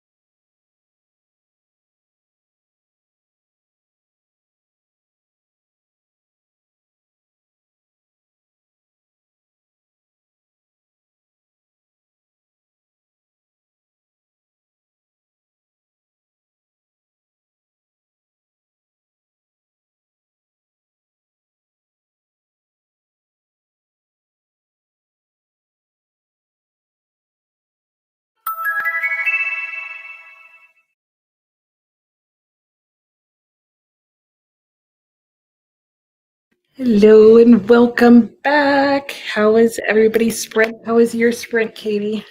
Yeah, good. I read a good 55 pages, so that's Oh, nice. a lot of progress, which is good. So I finished. So the book is organized in chapters on different 18th century female authors. So I finished the chapter on Frances Burney, and then I'm just reading the chapter on Anne Radcliffe now, which is fascinating. So really enjoying this a lot. How was your reading? Oh, that's right. Because the book is about all the authors who influenced her writing, right? Yeah, that's right. Yeah. That's right. I forgot about that. I still have not read any Frances Burney. I really need to change that. Yeah, so I've read one book by Frances Burney and one book by Anne Radcliffe, but not more than that. So it's quite exciting to hear about more works by them and where to go next and about their lives and kind of how I like that this book looks a lot at literary history and literary reputation. So it looks at what people thought of these authors in the day, but also how their reputation changed over the 19th and 20th century and why we're not still reading them as much as we are Jane Austen, which is really fascinating. Yeah, that is, yeah, because I have always wondered that myself because I don't think it was until I started watching BookTube that I had even heard of Frances Burney. Mm. And that's despite majoring in 18th century British lit. Mm-hmm. So I was like, It's interesting. One of the things Rebecca Romney talks a lot about is how women's place in the literary canon and how a lot of these 18th century and early 19th century female writers were basically excluded from the canon because Jane Austen was there already and there just wasn't there's only enough room for one woman at the table kind of thing. So I think that's one thing that she writes about really interestingly, how these authors were dismissed because the sort of literary tastemakers at the time didn't consider that there could possibly be more than one important female author from this time period. Yeah, it's very interesting. Yeah, she kind of becomes the token female. Yeah. Yeah, you can't say we didn't mention any female authors. We mentioned Jane Austen. There you go. Yeah, exactly. So yeah, it's very interesting. Yeah, she talks about how lots of the general feeling or consensus in the 19th century and the 20th, or critical consensus is, well, why would you read Frances Burney? Jane Austen's better. But no one would say, why would you read this 18th century male author because Jane Austen's better. It's the kind of point she makes. So it's really interesting stuff. Yeah. No, that is interesting. Yeah, because I remember for both the 18th century literature classes as well as the 19th century literature classes, a lot of them featured Jane Austen. And I was like, because she was the only woman that wrote during both these time periods. We're clearly missing something. Yeah. Yeah. Well, I was realizing during our sprint as well, Katie, that I never actually introduced you. I just yes, hello. kind of went in assuming everybody just knew who you were. So I guess I've put my channel name in my name, as it were, so it's on the screen. But yes, I am from Books and Things, and I read lots of classics and historical fiction and other stuff. Yes. And you are a published author as well. Yes, I am. That is true. I always forget to introduce that about myself. But yes, I write historical fiction as well. That was so exciting to see that whole journey and stuff and to see how that's been going. So very good. All right, let's see what's going on in the chat. And thank you, Dee Dee. And lots of hellos going on as everybody came in and said hello to one another. And Kelly's a reading twin. Kelly, who are you a reading twin with? I'm assuming maybe with Charles. And Doug was saying that Piranesi is a real brain bender. Yep, but has a wonderful sympathetic protagonist. Yes. Very lovely protagonist. And it is definitely one that will leave you it's not a mystery per se, but it definitely leaves you trying to solve different problems. Hello, Agatha. Oh, meeting with your teen book club. All right. It is nice to have Katie as a guest. Agatha, Carrie, another chapter in the bag, heading off to make dinner. Yum, have a great dinner. And Doug's going to the nitrous oxide.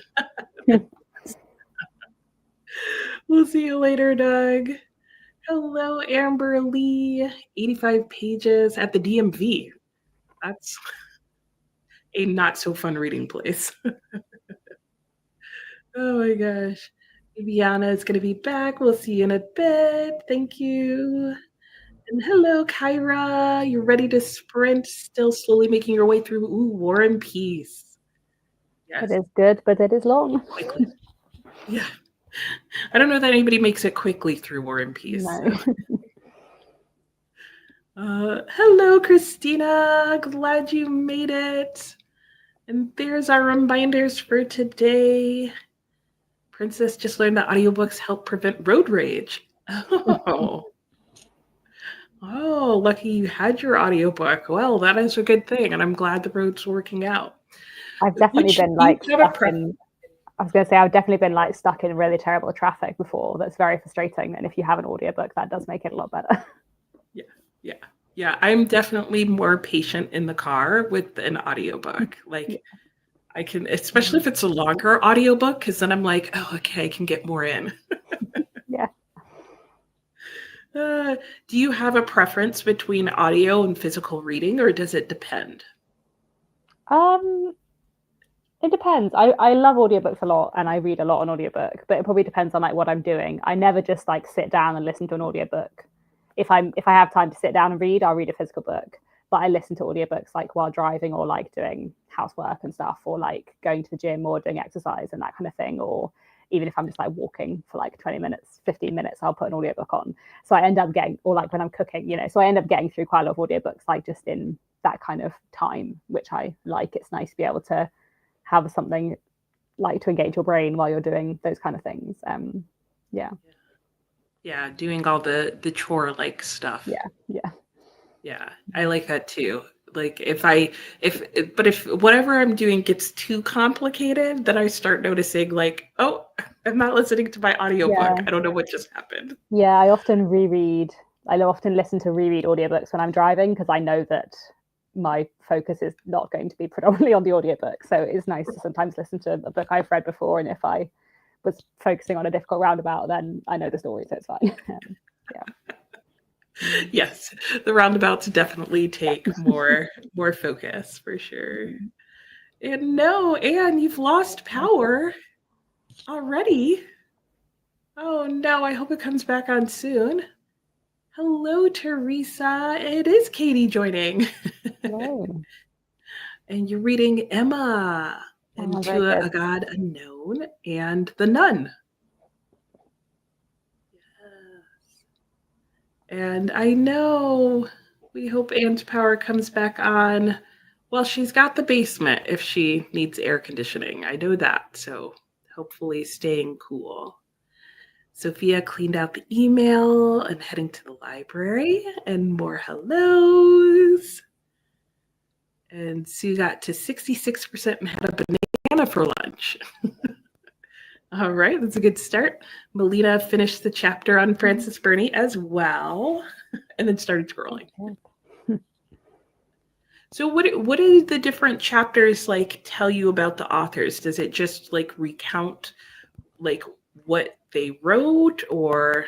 So I would say like there's like a bit of biographical information about like the author's life, and then there's also a bit of like, it's sort of mostly literary criticism and literary history, but there's a bit of like memoir as well. So the author's like a rare book collector, so she talks about like how she discovered this author and like what her experience was with reading this author, what her like preconceptions were before she started reading them. And then there's also and then I think at least in the 2 chapters so far that I've read, she then like picks one of that author's books to talk about in a bit more detail, and then she kind of talks about like the literary history and legacy of that author and like how they've been considered critically like since then. So it's really interesting actually, and there's a few like interesting tangents. So like in the chapter about Frances Burney, she had a sort of tangent about like the literary history of like the romance genre, or like love stories as a genre, and kind of how they've been disregarded for lots of reasons and why that's a problem and that kind of stuff. So it's really interesting. I'm enjoying that. Yeah. Yeah, I might need to read that because it just brings back a lot of thoughts of like things that I remember hearing and being told like in college as I was Mhm. studying this time period.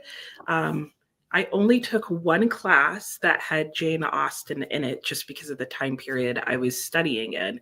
And she was at the very end of the time period. So she Mm. was like her book was like the last one we read. And I remember even in that class, her being treated kind of dismissively, as in, like, well, and then we get to Jane Austen because, of course, we have to get to Jane Austen, but she's really just like a romance novel. And that's kind of Mm. all there is to her writing, which at the time, because I was studying it, I was like, okay, I'll take your word for it. But now I look back at it and I'm like, how much of that is just like sort of a dismissive male perspective of the Yeah. time because it was a male professor?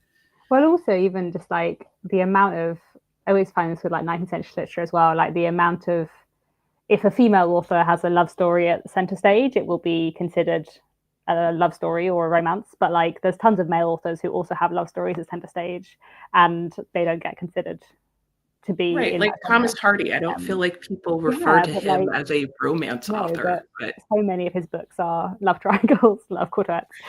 Dickens usually has a love story. Like, there's so many other writers who are writing love stories as well. But and like Jane Austen's books they are great love stories, but there's so many other things going on. And I think some of her books especially are like less love story than others.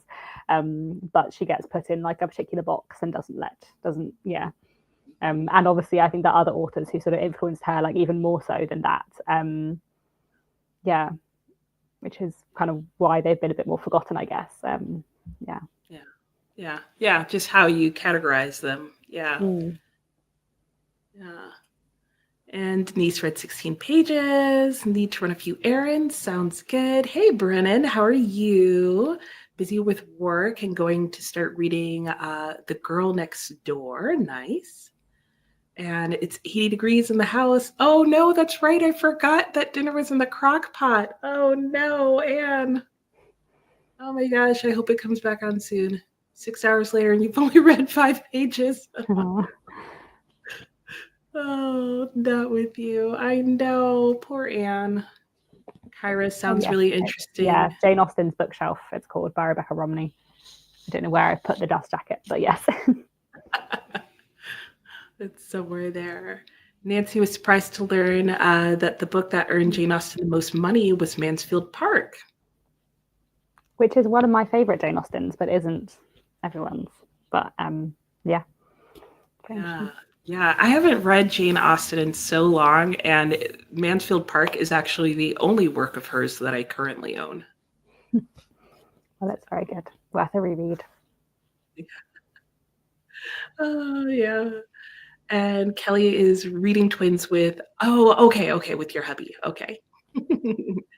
And read War and Peace in a year by reading a chapter a day. Yep. My birthday was on July 5th, so this past Saturday. And Patricia finished one book and the first chapter of Return of the Soldier. Ooh, yeah, maybe things aren't as beautiful as they seem. And you said you've read Return of the Soldier? The Return of the Soldier? Yes, I read it ages ago actually. At university, I did like half history and half English literature, and I ended up trying to like combine lots of things and reading quite a lot of novels for like history modules. And I did a history module on like the cultural impact of the First World War, and I read quite a few novels for that, including The Return of the Soldier, which was really really interesting. Yeah, such a great book. Yeah, no, that makes a lot of sense in that context, especially. Mm. Yeah.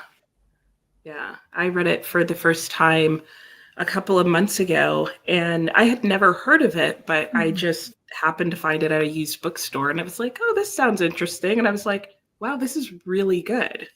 Yeah, I think it's one of those books that gets like talked about more in terms of history than in terms of like as its place as a novel. Because it's a really interesting window into a certain point in time. But actually, it's a great book as well in its own right. Yeah. Yeah, I would agree.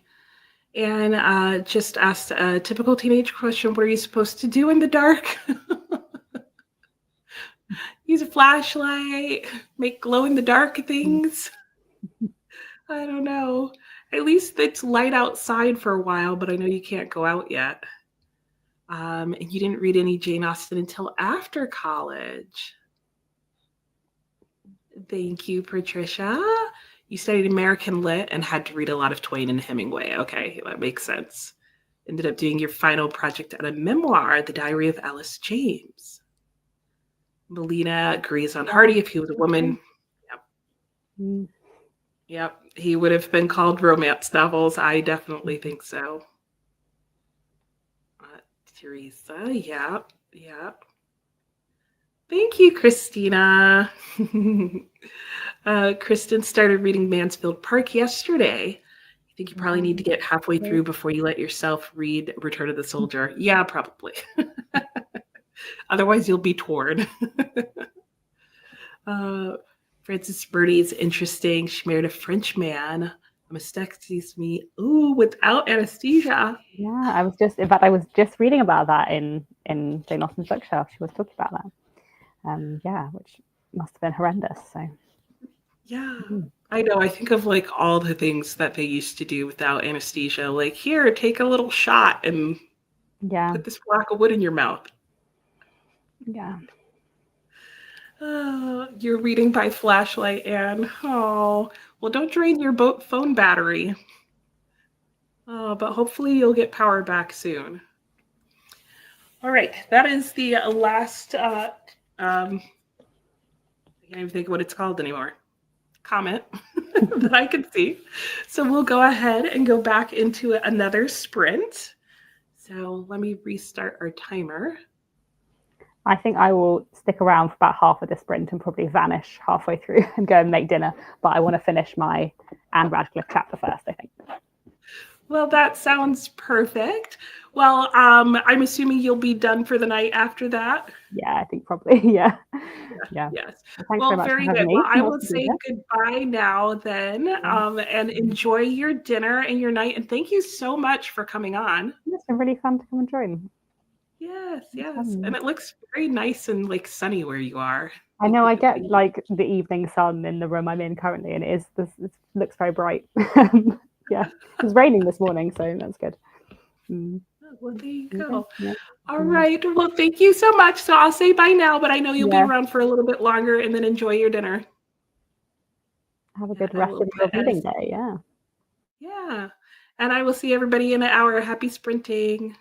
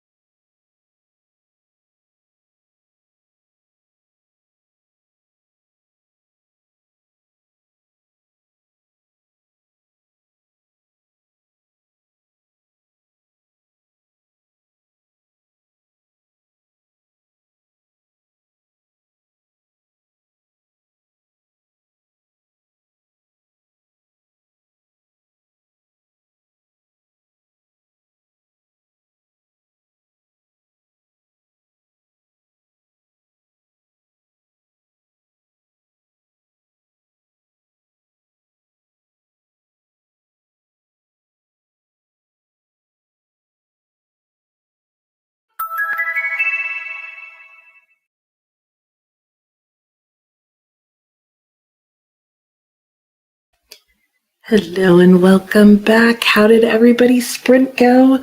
Mine is going really well. I'm on the last 3 pages of The Return of the Soldier, and I forgot kind of how tense those last couple of pages are, but it went really well. And yeah, in the next sprint, I will be finishing that, and then I will take a break because I just realized I've forgotten to finish cleaning upstairs.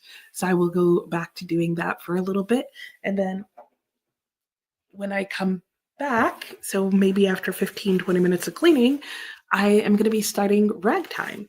And Katie has left the building, as they like to say, so she's off to dinner. But a big thanks to Katie for joining us today. That was a lot of fun, and I love that we even got to talk about Jane Austen's July and all that. Katie did say goodbye to everyone, and yeah, so huge thanks. And I would like to say, if you are a booktuber and you'd like to join me sometime, I'd love to have people join me occasionally. I just forget to ask. So here's my general ask. You can find my email on my channel page. So just shoot me an email and we can arrange a time and have you on for all or part or whatever. So Anne is still out of power. Oh, okay, they're plugged into your portable power station.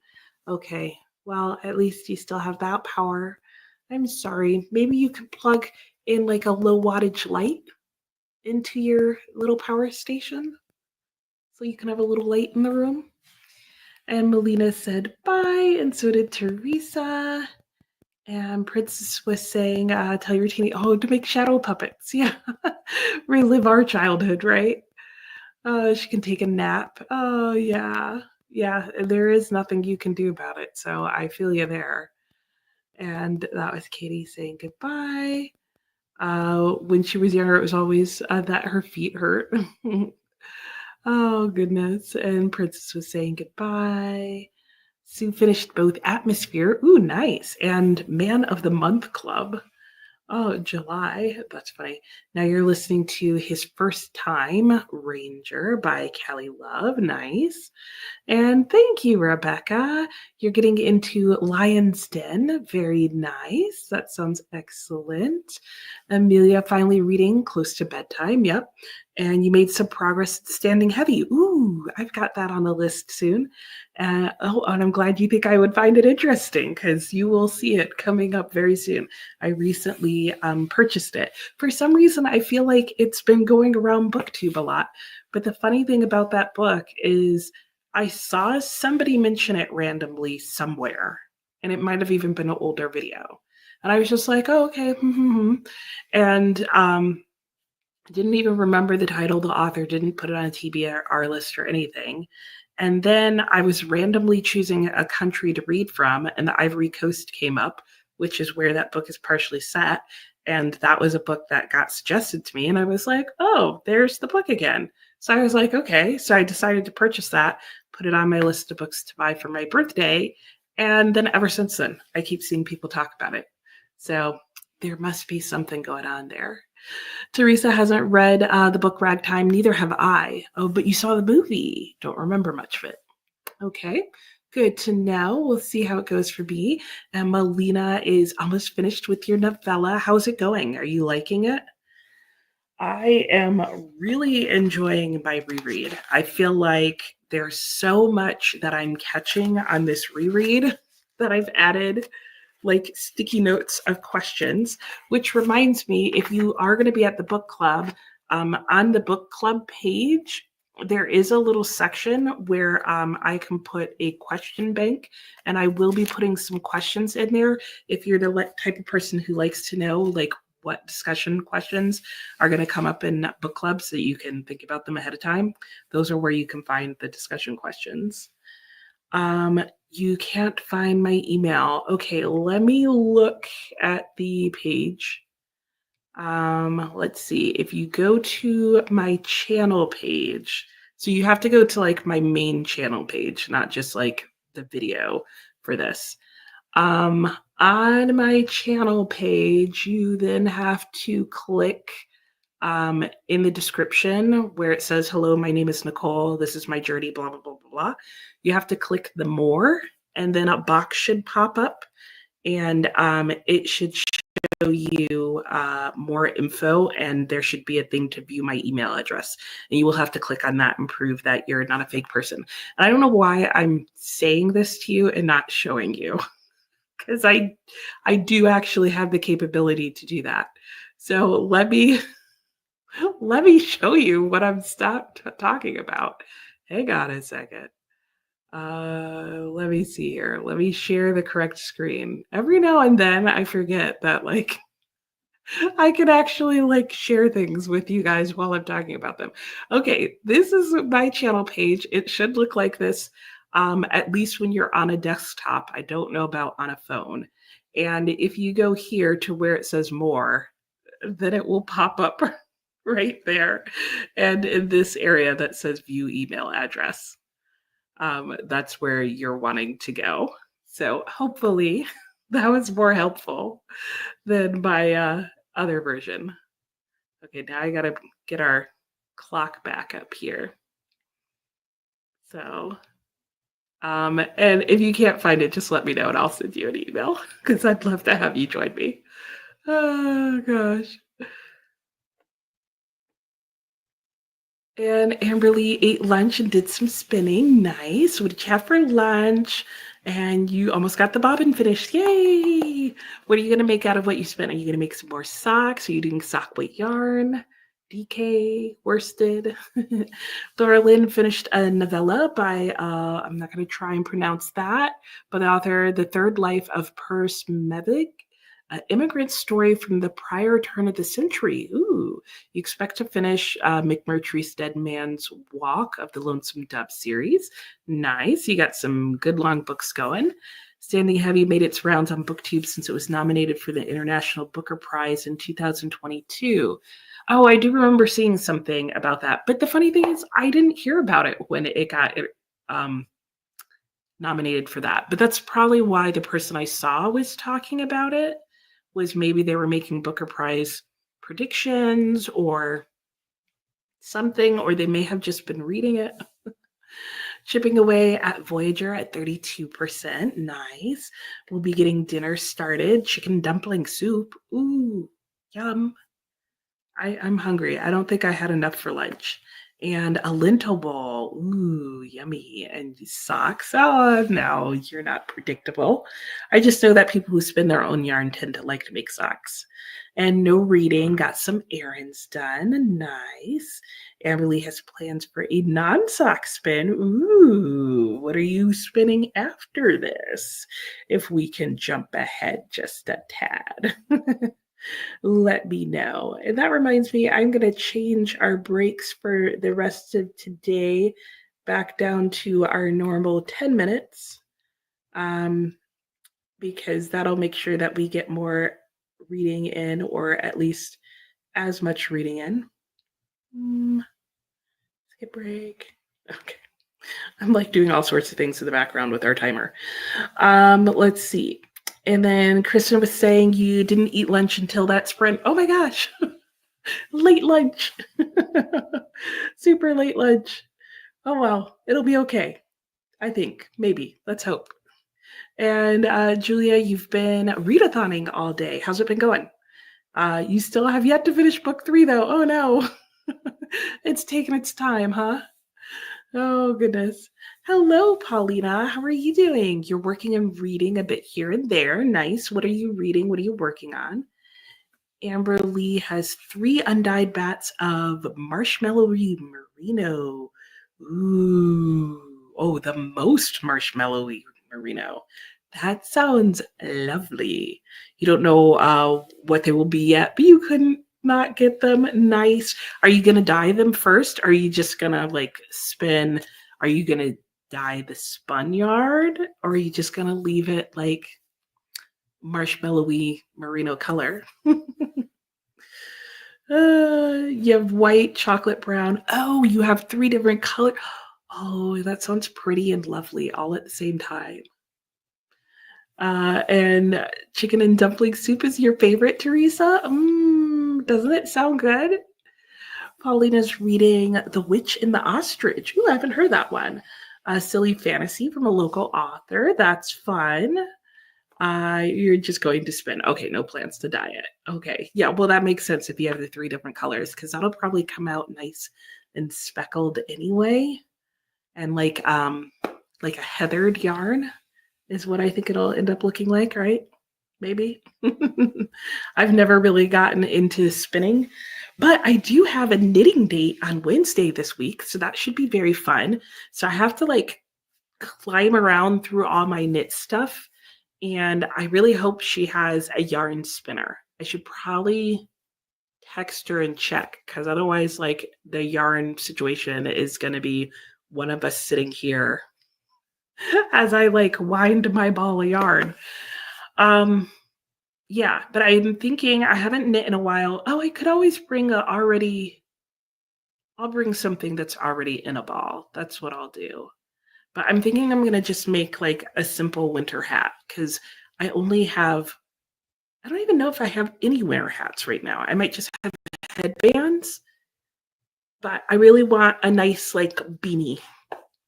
So that's what I'm gonna be making on Wednesday. And Julia died in the wool. Your class took a field trip to Pioneer Village. Ooh, and you learned what that meant. Yep. You ate dinner before it got cold. I'm glad it was done. And Teresa, you only ever had it at restaurants and decided to make it this past winter. Oh, and now it's a family favorite. And no, you're not going to dye it. It's too pretty. Yeah, I bet it's gorgeous. Just sticking with the natural colors of the sheep. I know, sheepy are so pretty when they're nice. And it sounds like it's a gorgeous merino. So, okay, I've got our clock up to 1 hour. We'll go back into a sprint. I can't believe it's 4:30. Like, I don't know if that feels late or early, but it feels like not what the time should be. But anyway, I have a set for an hour, so we'll go back to sprinting and I'll chat when we get back. So happy sprinting, everyone. I'll see you in an hour. I'm going to finish my last 3 pages.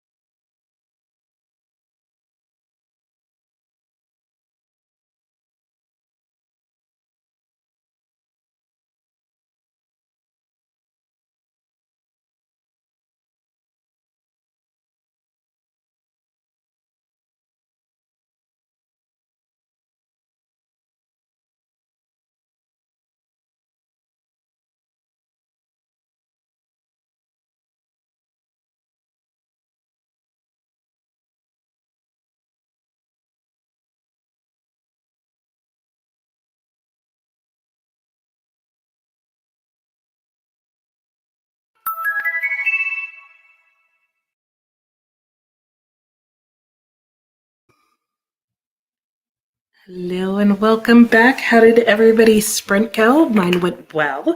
I went back and kind of sort of finished up my cleaning for the week.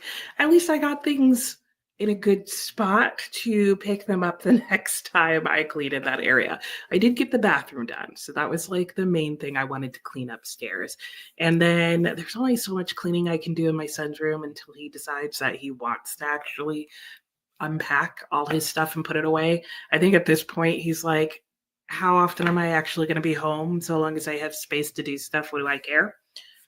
So whatever. So I'm just cleaning around his stuff. Anyway, so I did that and I did finish The Return of the Soldier. I also finished the introduction, which I felt like had some biography teaser stuff that then just made me want to go and look up the author's biography.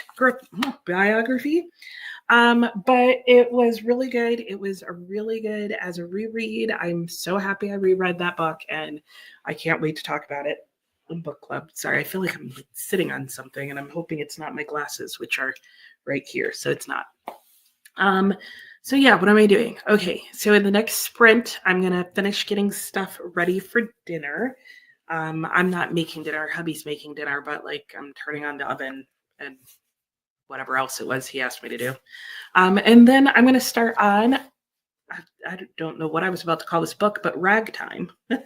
So this should be interesting. I am appreciating that the font is nice and large in this book. And in case you're wondering how big it is, I'll hold up the comparison. So you can see it's much bigger in this one. So my eyes will appreciate that. And yeah, so that's pretty much what I'm going to be doing in the next sprint. Getting a few things ready for dinner and starting my next book. So I am excited to see how that goes. And yeah, I think that's it. I feel like there were other things, but I'm like, nope, I think that's actually everything.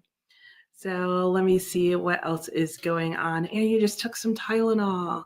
Oh no, your hand's hurting again. I'm sorry. Ah, what a pain.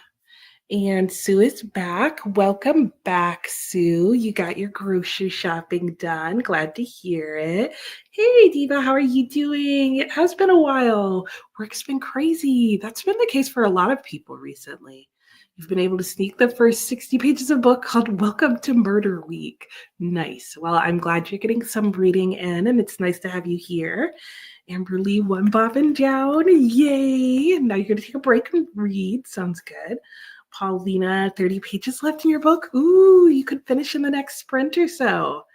Denise read 21 pages on page 152. Nice. Nancy just finished The Real Jane Austen, 49% in the annotated Pride and Prejudice. Nice. Princess, yeah, hubby is making dinner. Hubby's really good at making dinner. He makes good dinners. He's actually a less like planned intentional cook than I am, but he does tend to make better food than I do. Like it tastes better, and not that mine is bad. His is just, I guess, more effortless and just as good. And yeah, I don't know. He's been in a cooking kick this summer. I think because he realizes during the school year he's hardly ever going to cook. So I think he's also making up for like the past 20 years of marriage where he's also barely cooked. So I'm not going to complain. I'm certainly not going to keep him from making dinner. Plus, I think he also realized it's easier on me if he makes dinner on Monday nights, which I totally agree with. And the sun has come out finally at 5:30. Teresa, your book is becoming more interesting as you read. Oh, The Nun. Yeah, by Dennis Diderot. It's based on a true story about a girl forced to join the convent in the 1700s. I think I own that, Teresa. I do.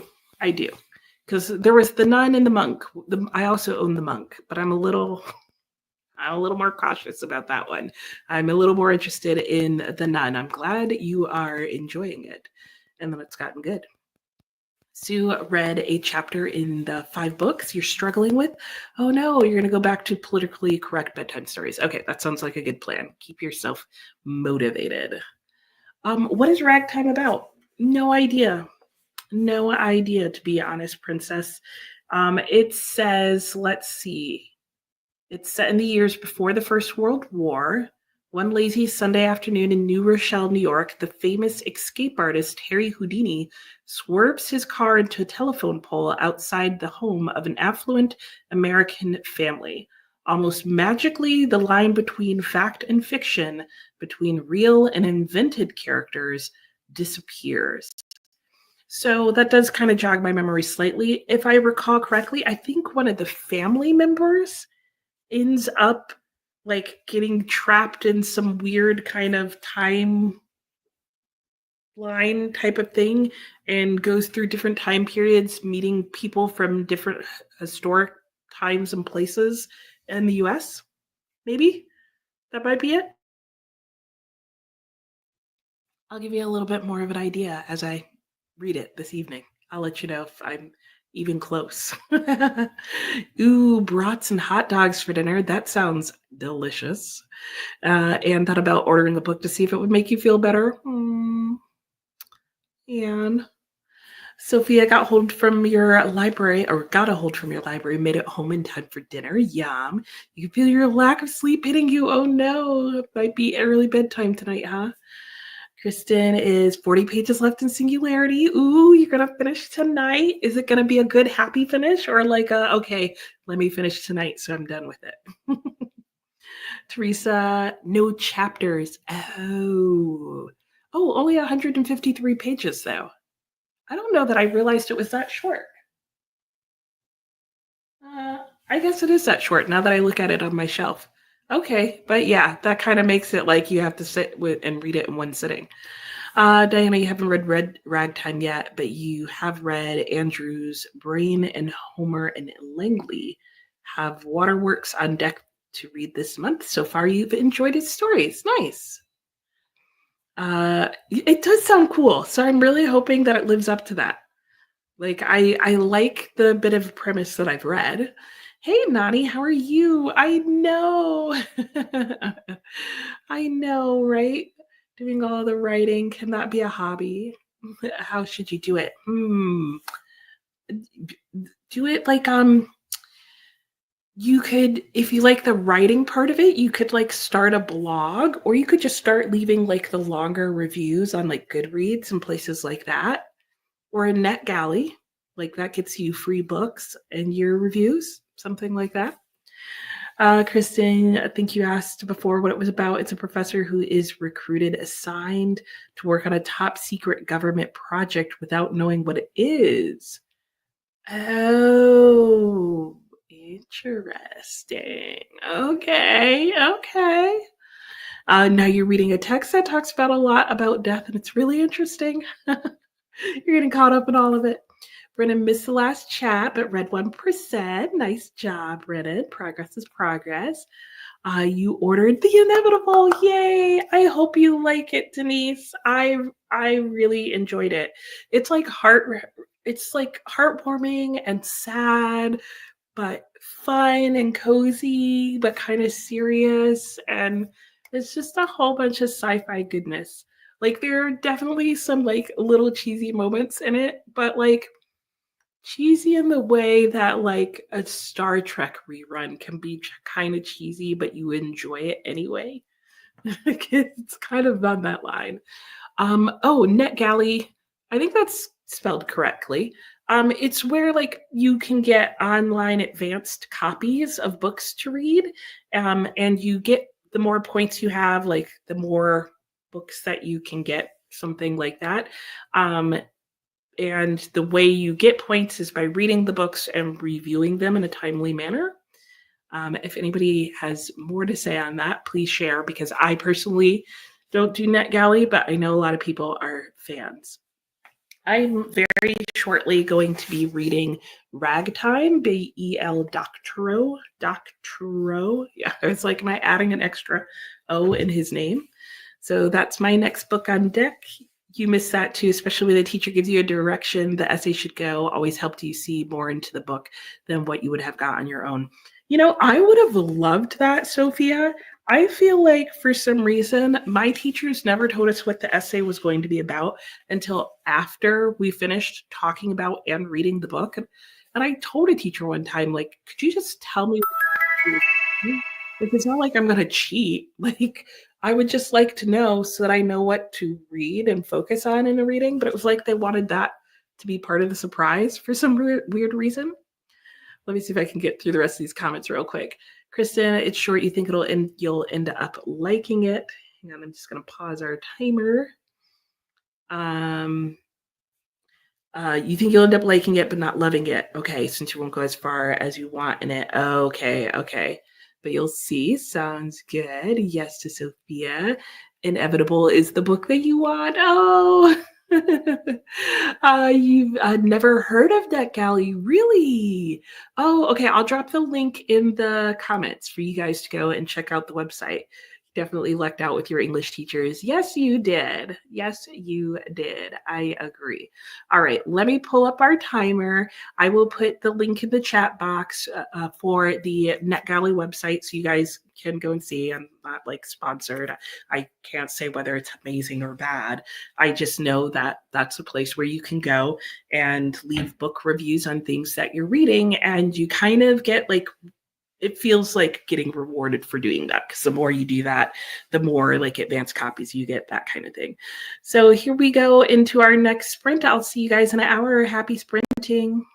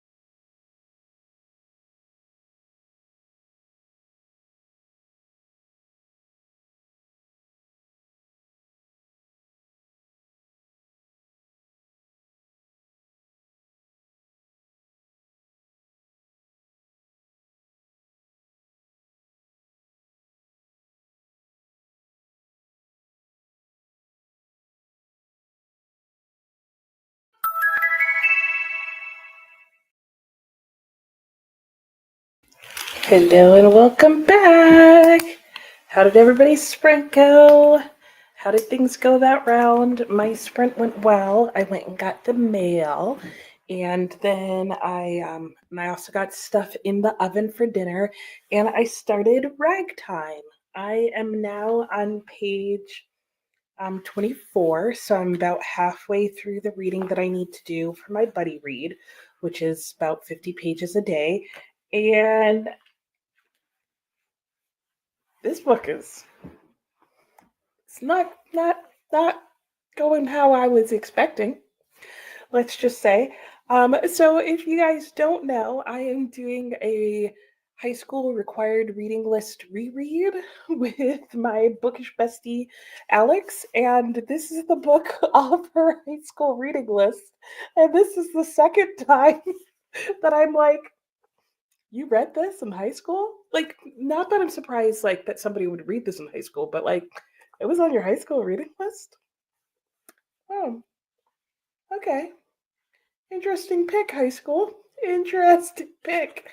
Because there are things in here that I'm like, as an adult, I'm like, oh, that's kind of weird and wasn't expecting you to say that. Like, some strange people in here doing some interesting things. Definitely people of a time that I feel like it's showing what people at this time were like, but then I'm like, I haven't met a likable character yet. And it's a very strange writing style. I feel like so far I'm at like 25 pages of just prose exposition. Like, this is what it was like, and this is what it was like, and they had this. And there was like a super ridiculously long list at one point of things that were coming off a boat. And so I'm kind of like, where is this all going? And why are there no like true characters in this book?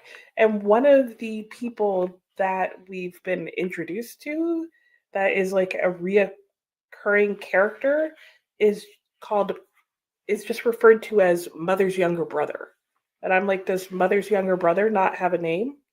Also, why is he not your uncle? Like, why is he not uncle? And so it's weird. It's a weird book so far, and I'm finding it weird to say the least. I'm like, what am I even reading? Oh my gosh. Oh, yeah, we'll see how it goes. A little bit at a time. Oh, Princess, you've done a ton of meal prep. Ooh, nice. It's nice to have some ready-made meals done already at the beginning of the week. That is good. I should do that more often. And I did put in the link for NetGalley because some people wanted to know what that was. So there you go. You're welcome. Kristen, the key to NetGalley is don't request a ton of books. I have heard this as well. That's a good point, Kristen.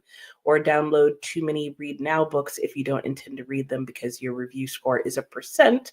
And if you leave too many unreviewed, your score will keep you from getting some others. Yeah, I have heard that. It does seem like unless you read a ton of books at the same time, that it's a like request one or maybe two books at a time, or maybe request a book and do a, like read now book. And then like when you get it, read it and review it like ASAP. That does seem to be the key. And like, I think where people get thrown off is then like books that like popular books that they want to get all come out and they like say, yeah, I'll read this, because you could get rejected, but then when you don't, like I know there are people who like end up getting a lot of advanced copies of things and then don't get to them, and then your like rating goes down and Anne's attended book fairs such as the National Book Festival. What is the National Book Festival, Anne? I feel like, isn't it almost time for that again? And some authors will give you free books. True. Sorry about the background noise. Hubby's starting to make dinner. Hey, Chris, how are you? I'm doing well. Yes, I also hope those who are in the paths of the different storms are doing okay. I hope everything's going well with you, Chris. Good to see you. And yay! And you got power back. That is amazing. I'm so glad. I'm sure you're even more glad than I am. Yeah, I know. Woohoo for Anne. You fell down the NetGalley hole, Sue. You love free books. You'll stick with one book at a time, though. That does seem to be the way to go. Yeah, for sure. And hey, Pam, how are you? Getting ready for work? And thank you. We will have wonderful sprints. I hope you have a wonderful day at work, Pam. Brennan, you didn't read anything. You just got the ebook and audiobook of The Survivor Wants to Die at the End. Oh, yeah. That's like the sequel, right? To They Both Die at the End. Is that the one? So going to focus on that. That sounds good. You think I'll like The Nun? It's a page turner. Ooh, only got about 16 pages read because you had family stop by. Okay, sounds good. I've got it. So you know what? Hopefully, Teresa, when I do the 24-hour reading challenge for Herkied, that would be a good one to put on. I didn't realize, I mean, I guess I should have figured it was that short based on the edition on my shelf, but I'll have to remember that. A little classic 24-hour reading challenge. Interesting about Ragtime, you decided to watch all of the 1981 films that were nominated for major awards at the Oscars. Ooh, Ragtime based on the book is one of the films.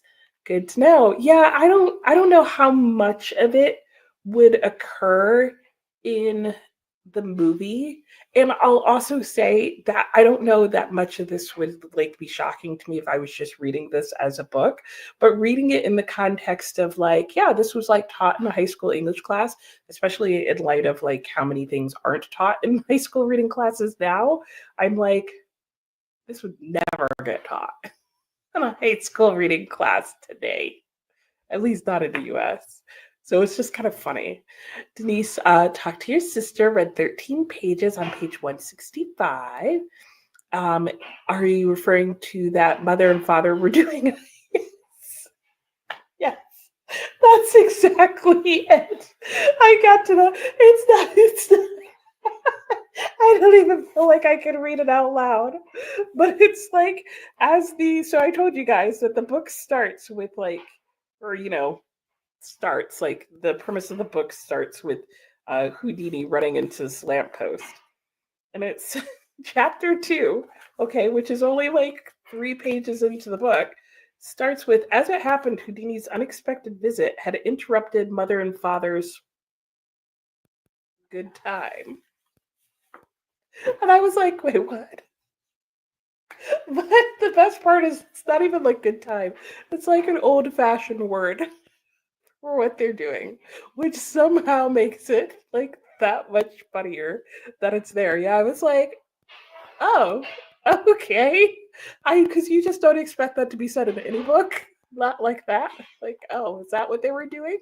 Okay. And then it just gets more awkward and inappropriate from there. So she finished unpacking one room while listening to a Donna Leone audiobook and now listening to the first Macy Dobbs mystery, Considering Dinner. Enough success for one day. Yeah, I hear you. E.L. Doctorow. There you go, Doug. Yeah, sorry I don't have the little book picture up like I normally do. And Sue read several stories in your book. You're about halfway through. Nice job, Sue. You're making good progress today. And welcome back, Doug, by the way. Yep, there you go. Thanks, Chris. September 6th. Oh, okay. I won't be in that area around then. Darn. Amberly read 36 pages and knit a couple rows during that sprint. Nice. And hey, Mickey, you finished up work. Gross. But you're also finished one day. Everyone will always be against us. Nice. You still think that 10 myths about Israel is better. Okay, but it was good. Sounds good. Oh, good. Glad you found it, Doug. Teresa, the book has a lot of fun of extra stuff in it. Makes it look bigger than it is. Yeah, see, now that you've said how many pages it is, I thought about that. I was like, oh, I bet there's like endnotes and an introduction, which means it really isn't that long a book at all. And Mel's been lurking so you can focus on reading. Good job. 50%. Nice. Well, thanks for still hanging with us, Mel. You read that book 15 years ago. You would never forget. That's what I'm thinking. I'm like, interesting that it would be taught in high school, but I could see like high school students be like, what? It's gonna grab their attention. And when somebody's like, dude, did you see what mom and dad would read chapter 2? Read chapter 2. It's the funniest, like, opening to a chapter. You're like, did I just I had to reread it 3 times. I was like, "Did that really just say what it said it said?" Because I went to the library to return a book. Only read 15 pages, 30 pages left. Ooh, you're getting there. 2.5 chapters in Emma. Nice job, Sue. Chris has seen the musical. Oh, but you've not read the book or watched the film. Okay, fair. Did you like the musical? And Neely, Lucy, and you are going. They have not announced who will be attending. Okay, fair, but it should be fun either way. I can't believe that in all the years I lived there, I never once went. But you know what it is? Like when you live in the DC area, you get kind of tired with like the major DC events and like the traffic and the all that. Because the traffic in that area is bad anyway. And then when you add an event, and then when people sometimes get stuck in tunnels, your like desire to go to said events like just decreases. But that is one that I wish I had gone to. But in fairness to myself, I only think I knew about it the last 2 years that I lived there. Somehow, like, I never really found out about it. Oh, and then like I guess our timer has gone off and I just didn't hear it. So there we go. We're back into our next sprint. So we've got an hour on the clock. It's 7 o'clock. That'll take us to 8 o'clock. We'll talk one last time and then we'll have one final sprint. So we've got 2 more to go. Happy reading, and I will see you all in an hour.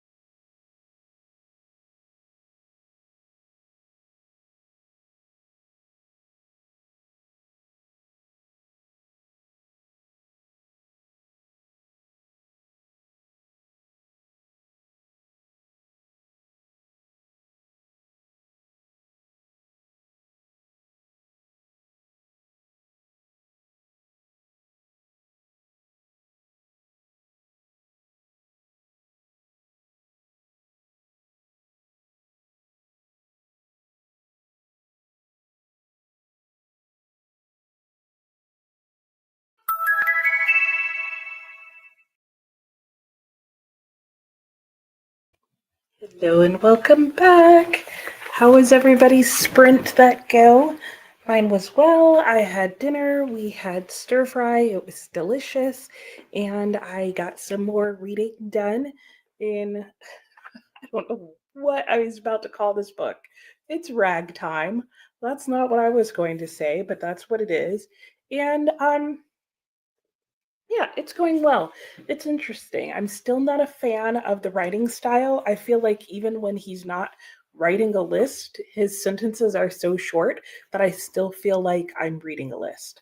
Evelyn did this, then she did that. She went around the corner, she came back. Like it could be a nursery rhyme. Um, and I'm not quite sure where the story is going or if I even feel like there is a story. I feel like there is some ongoing thread where like all these little vignettes are somehow connected. It's reminded me a little bit of Cloud Atlas in that sense, where there's like one tiny little thread in the story that bleeds into the next chapter, but they're not like interconnected stories. Like, but I also don't feel like I could say it's an ongoing narrative. It's interesting. It's interesting. I'm curious enough that, I'm going to keep going. I mean, it's part of a buddy read anyway, but we have like two fruit flies in our house. And they definitely like the light because anytime I'm filming or whatever, they come by. But anyway, let's go and see how you guys did during your sprints. Anne was talking about going to the National Book Festival in DC, and I was talking about how I was like, the traffic. But she's got a plan. She drives to the hotel and doesn't move until you leave. I mean, obviously, you go to the book festival, but I get what you're saying. And so you didn't read Ragtime for School just on your own. Okay, that makes sense based on what I've read so far. They're selling a t-shirt that says, I cannot live without books. We all need that t-shirt, Anne, right? Hey, Heather, how are you? I've missed seeing you around. Oh, yay. Oh, it's stormy. Otherwise, you'd be outside riding. Well, that's fair. So, bad weather, but happy to have you here. What are you reading? Let us know. And Teresa said, good to see you. How are you and the farm doing? What are you reading? Exactly. All the important questions we need to know. You showed it to your wife, and she said, you definitely need 2 or 3 of the shirts that say that. That's funny. Kristen, after talking about it, you hadn't been on NetGalley in a while, just went and requested 4 more books. Kristen, weren't you the one who started the conversation of one at a time? Hello to Teresa. You're reading, The Will of the Many. Nice. How are you enjoying it, Heather? And the horses are doing really well, which is why you've been so busy. Mondays are an especially busy day, I am sure. But I'm glad the horses are doing well and lots of riding and good horsey stuff is happening. And Teresa's been reading between 3 books, loving them all, Emma, None, and To a God Unknown. And Paula, hello. You're late popping in. No worries. I hope your day has gone well and that your sprints have gone well. I know, an amazing selection. You've only read Emma out of that stack. Okay. You just finished The Moonstone. Ooh, so you're switching genres for a second. Nice. How was The Moonstone for you? Was it a first time, second time read? Did you like it? And you put The Moonstone on your next year TBR, Teresa? Nice. Maybe by the end of the year. Excellent. The dishes are all washed. Good job, Anne. I'll be doing that at the beginning of the next sprint and then eating my chocolate cake while I read some more in my book. Amberly spent the sprint making a mistake in your knitting. No! That's not what you're supposed to be doing. So you had to rip it out. Oh, and realizing you didn't make a mistake at all. Oh, no! That's even worse. And then you spent all that time ripping back. Oh, hey, Jamie, how was work? You're about a third of the way into the Return of the Soldier. Nice. How are you liking it?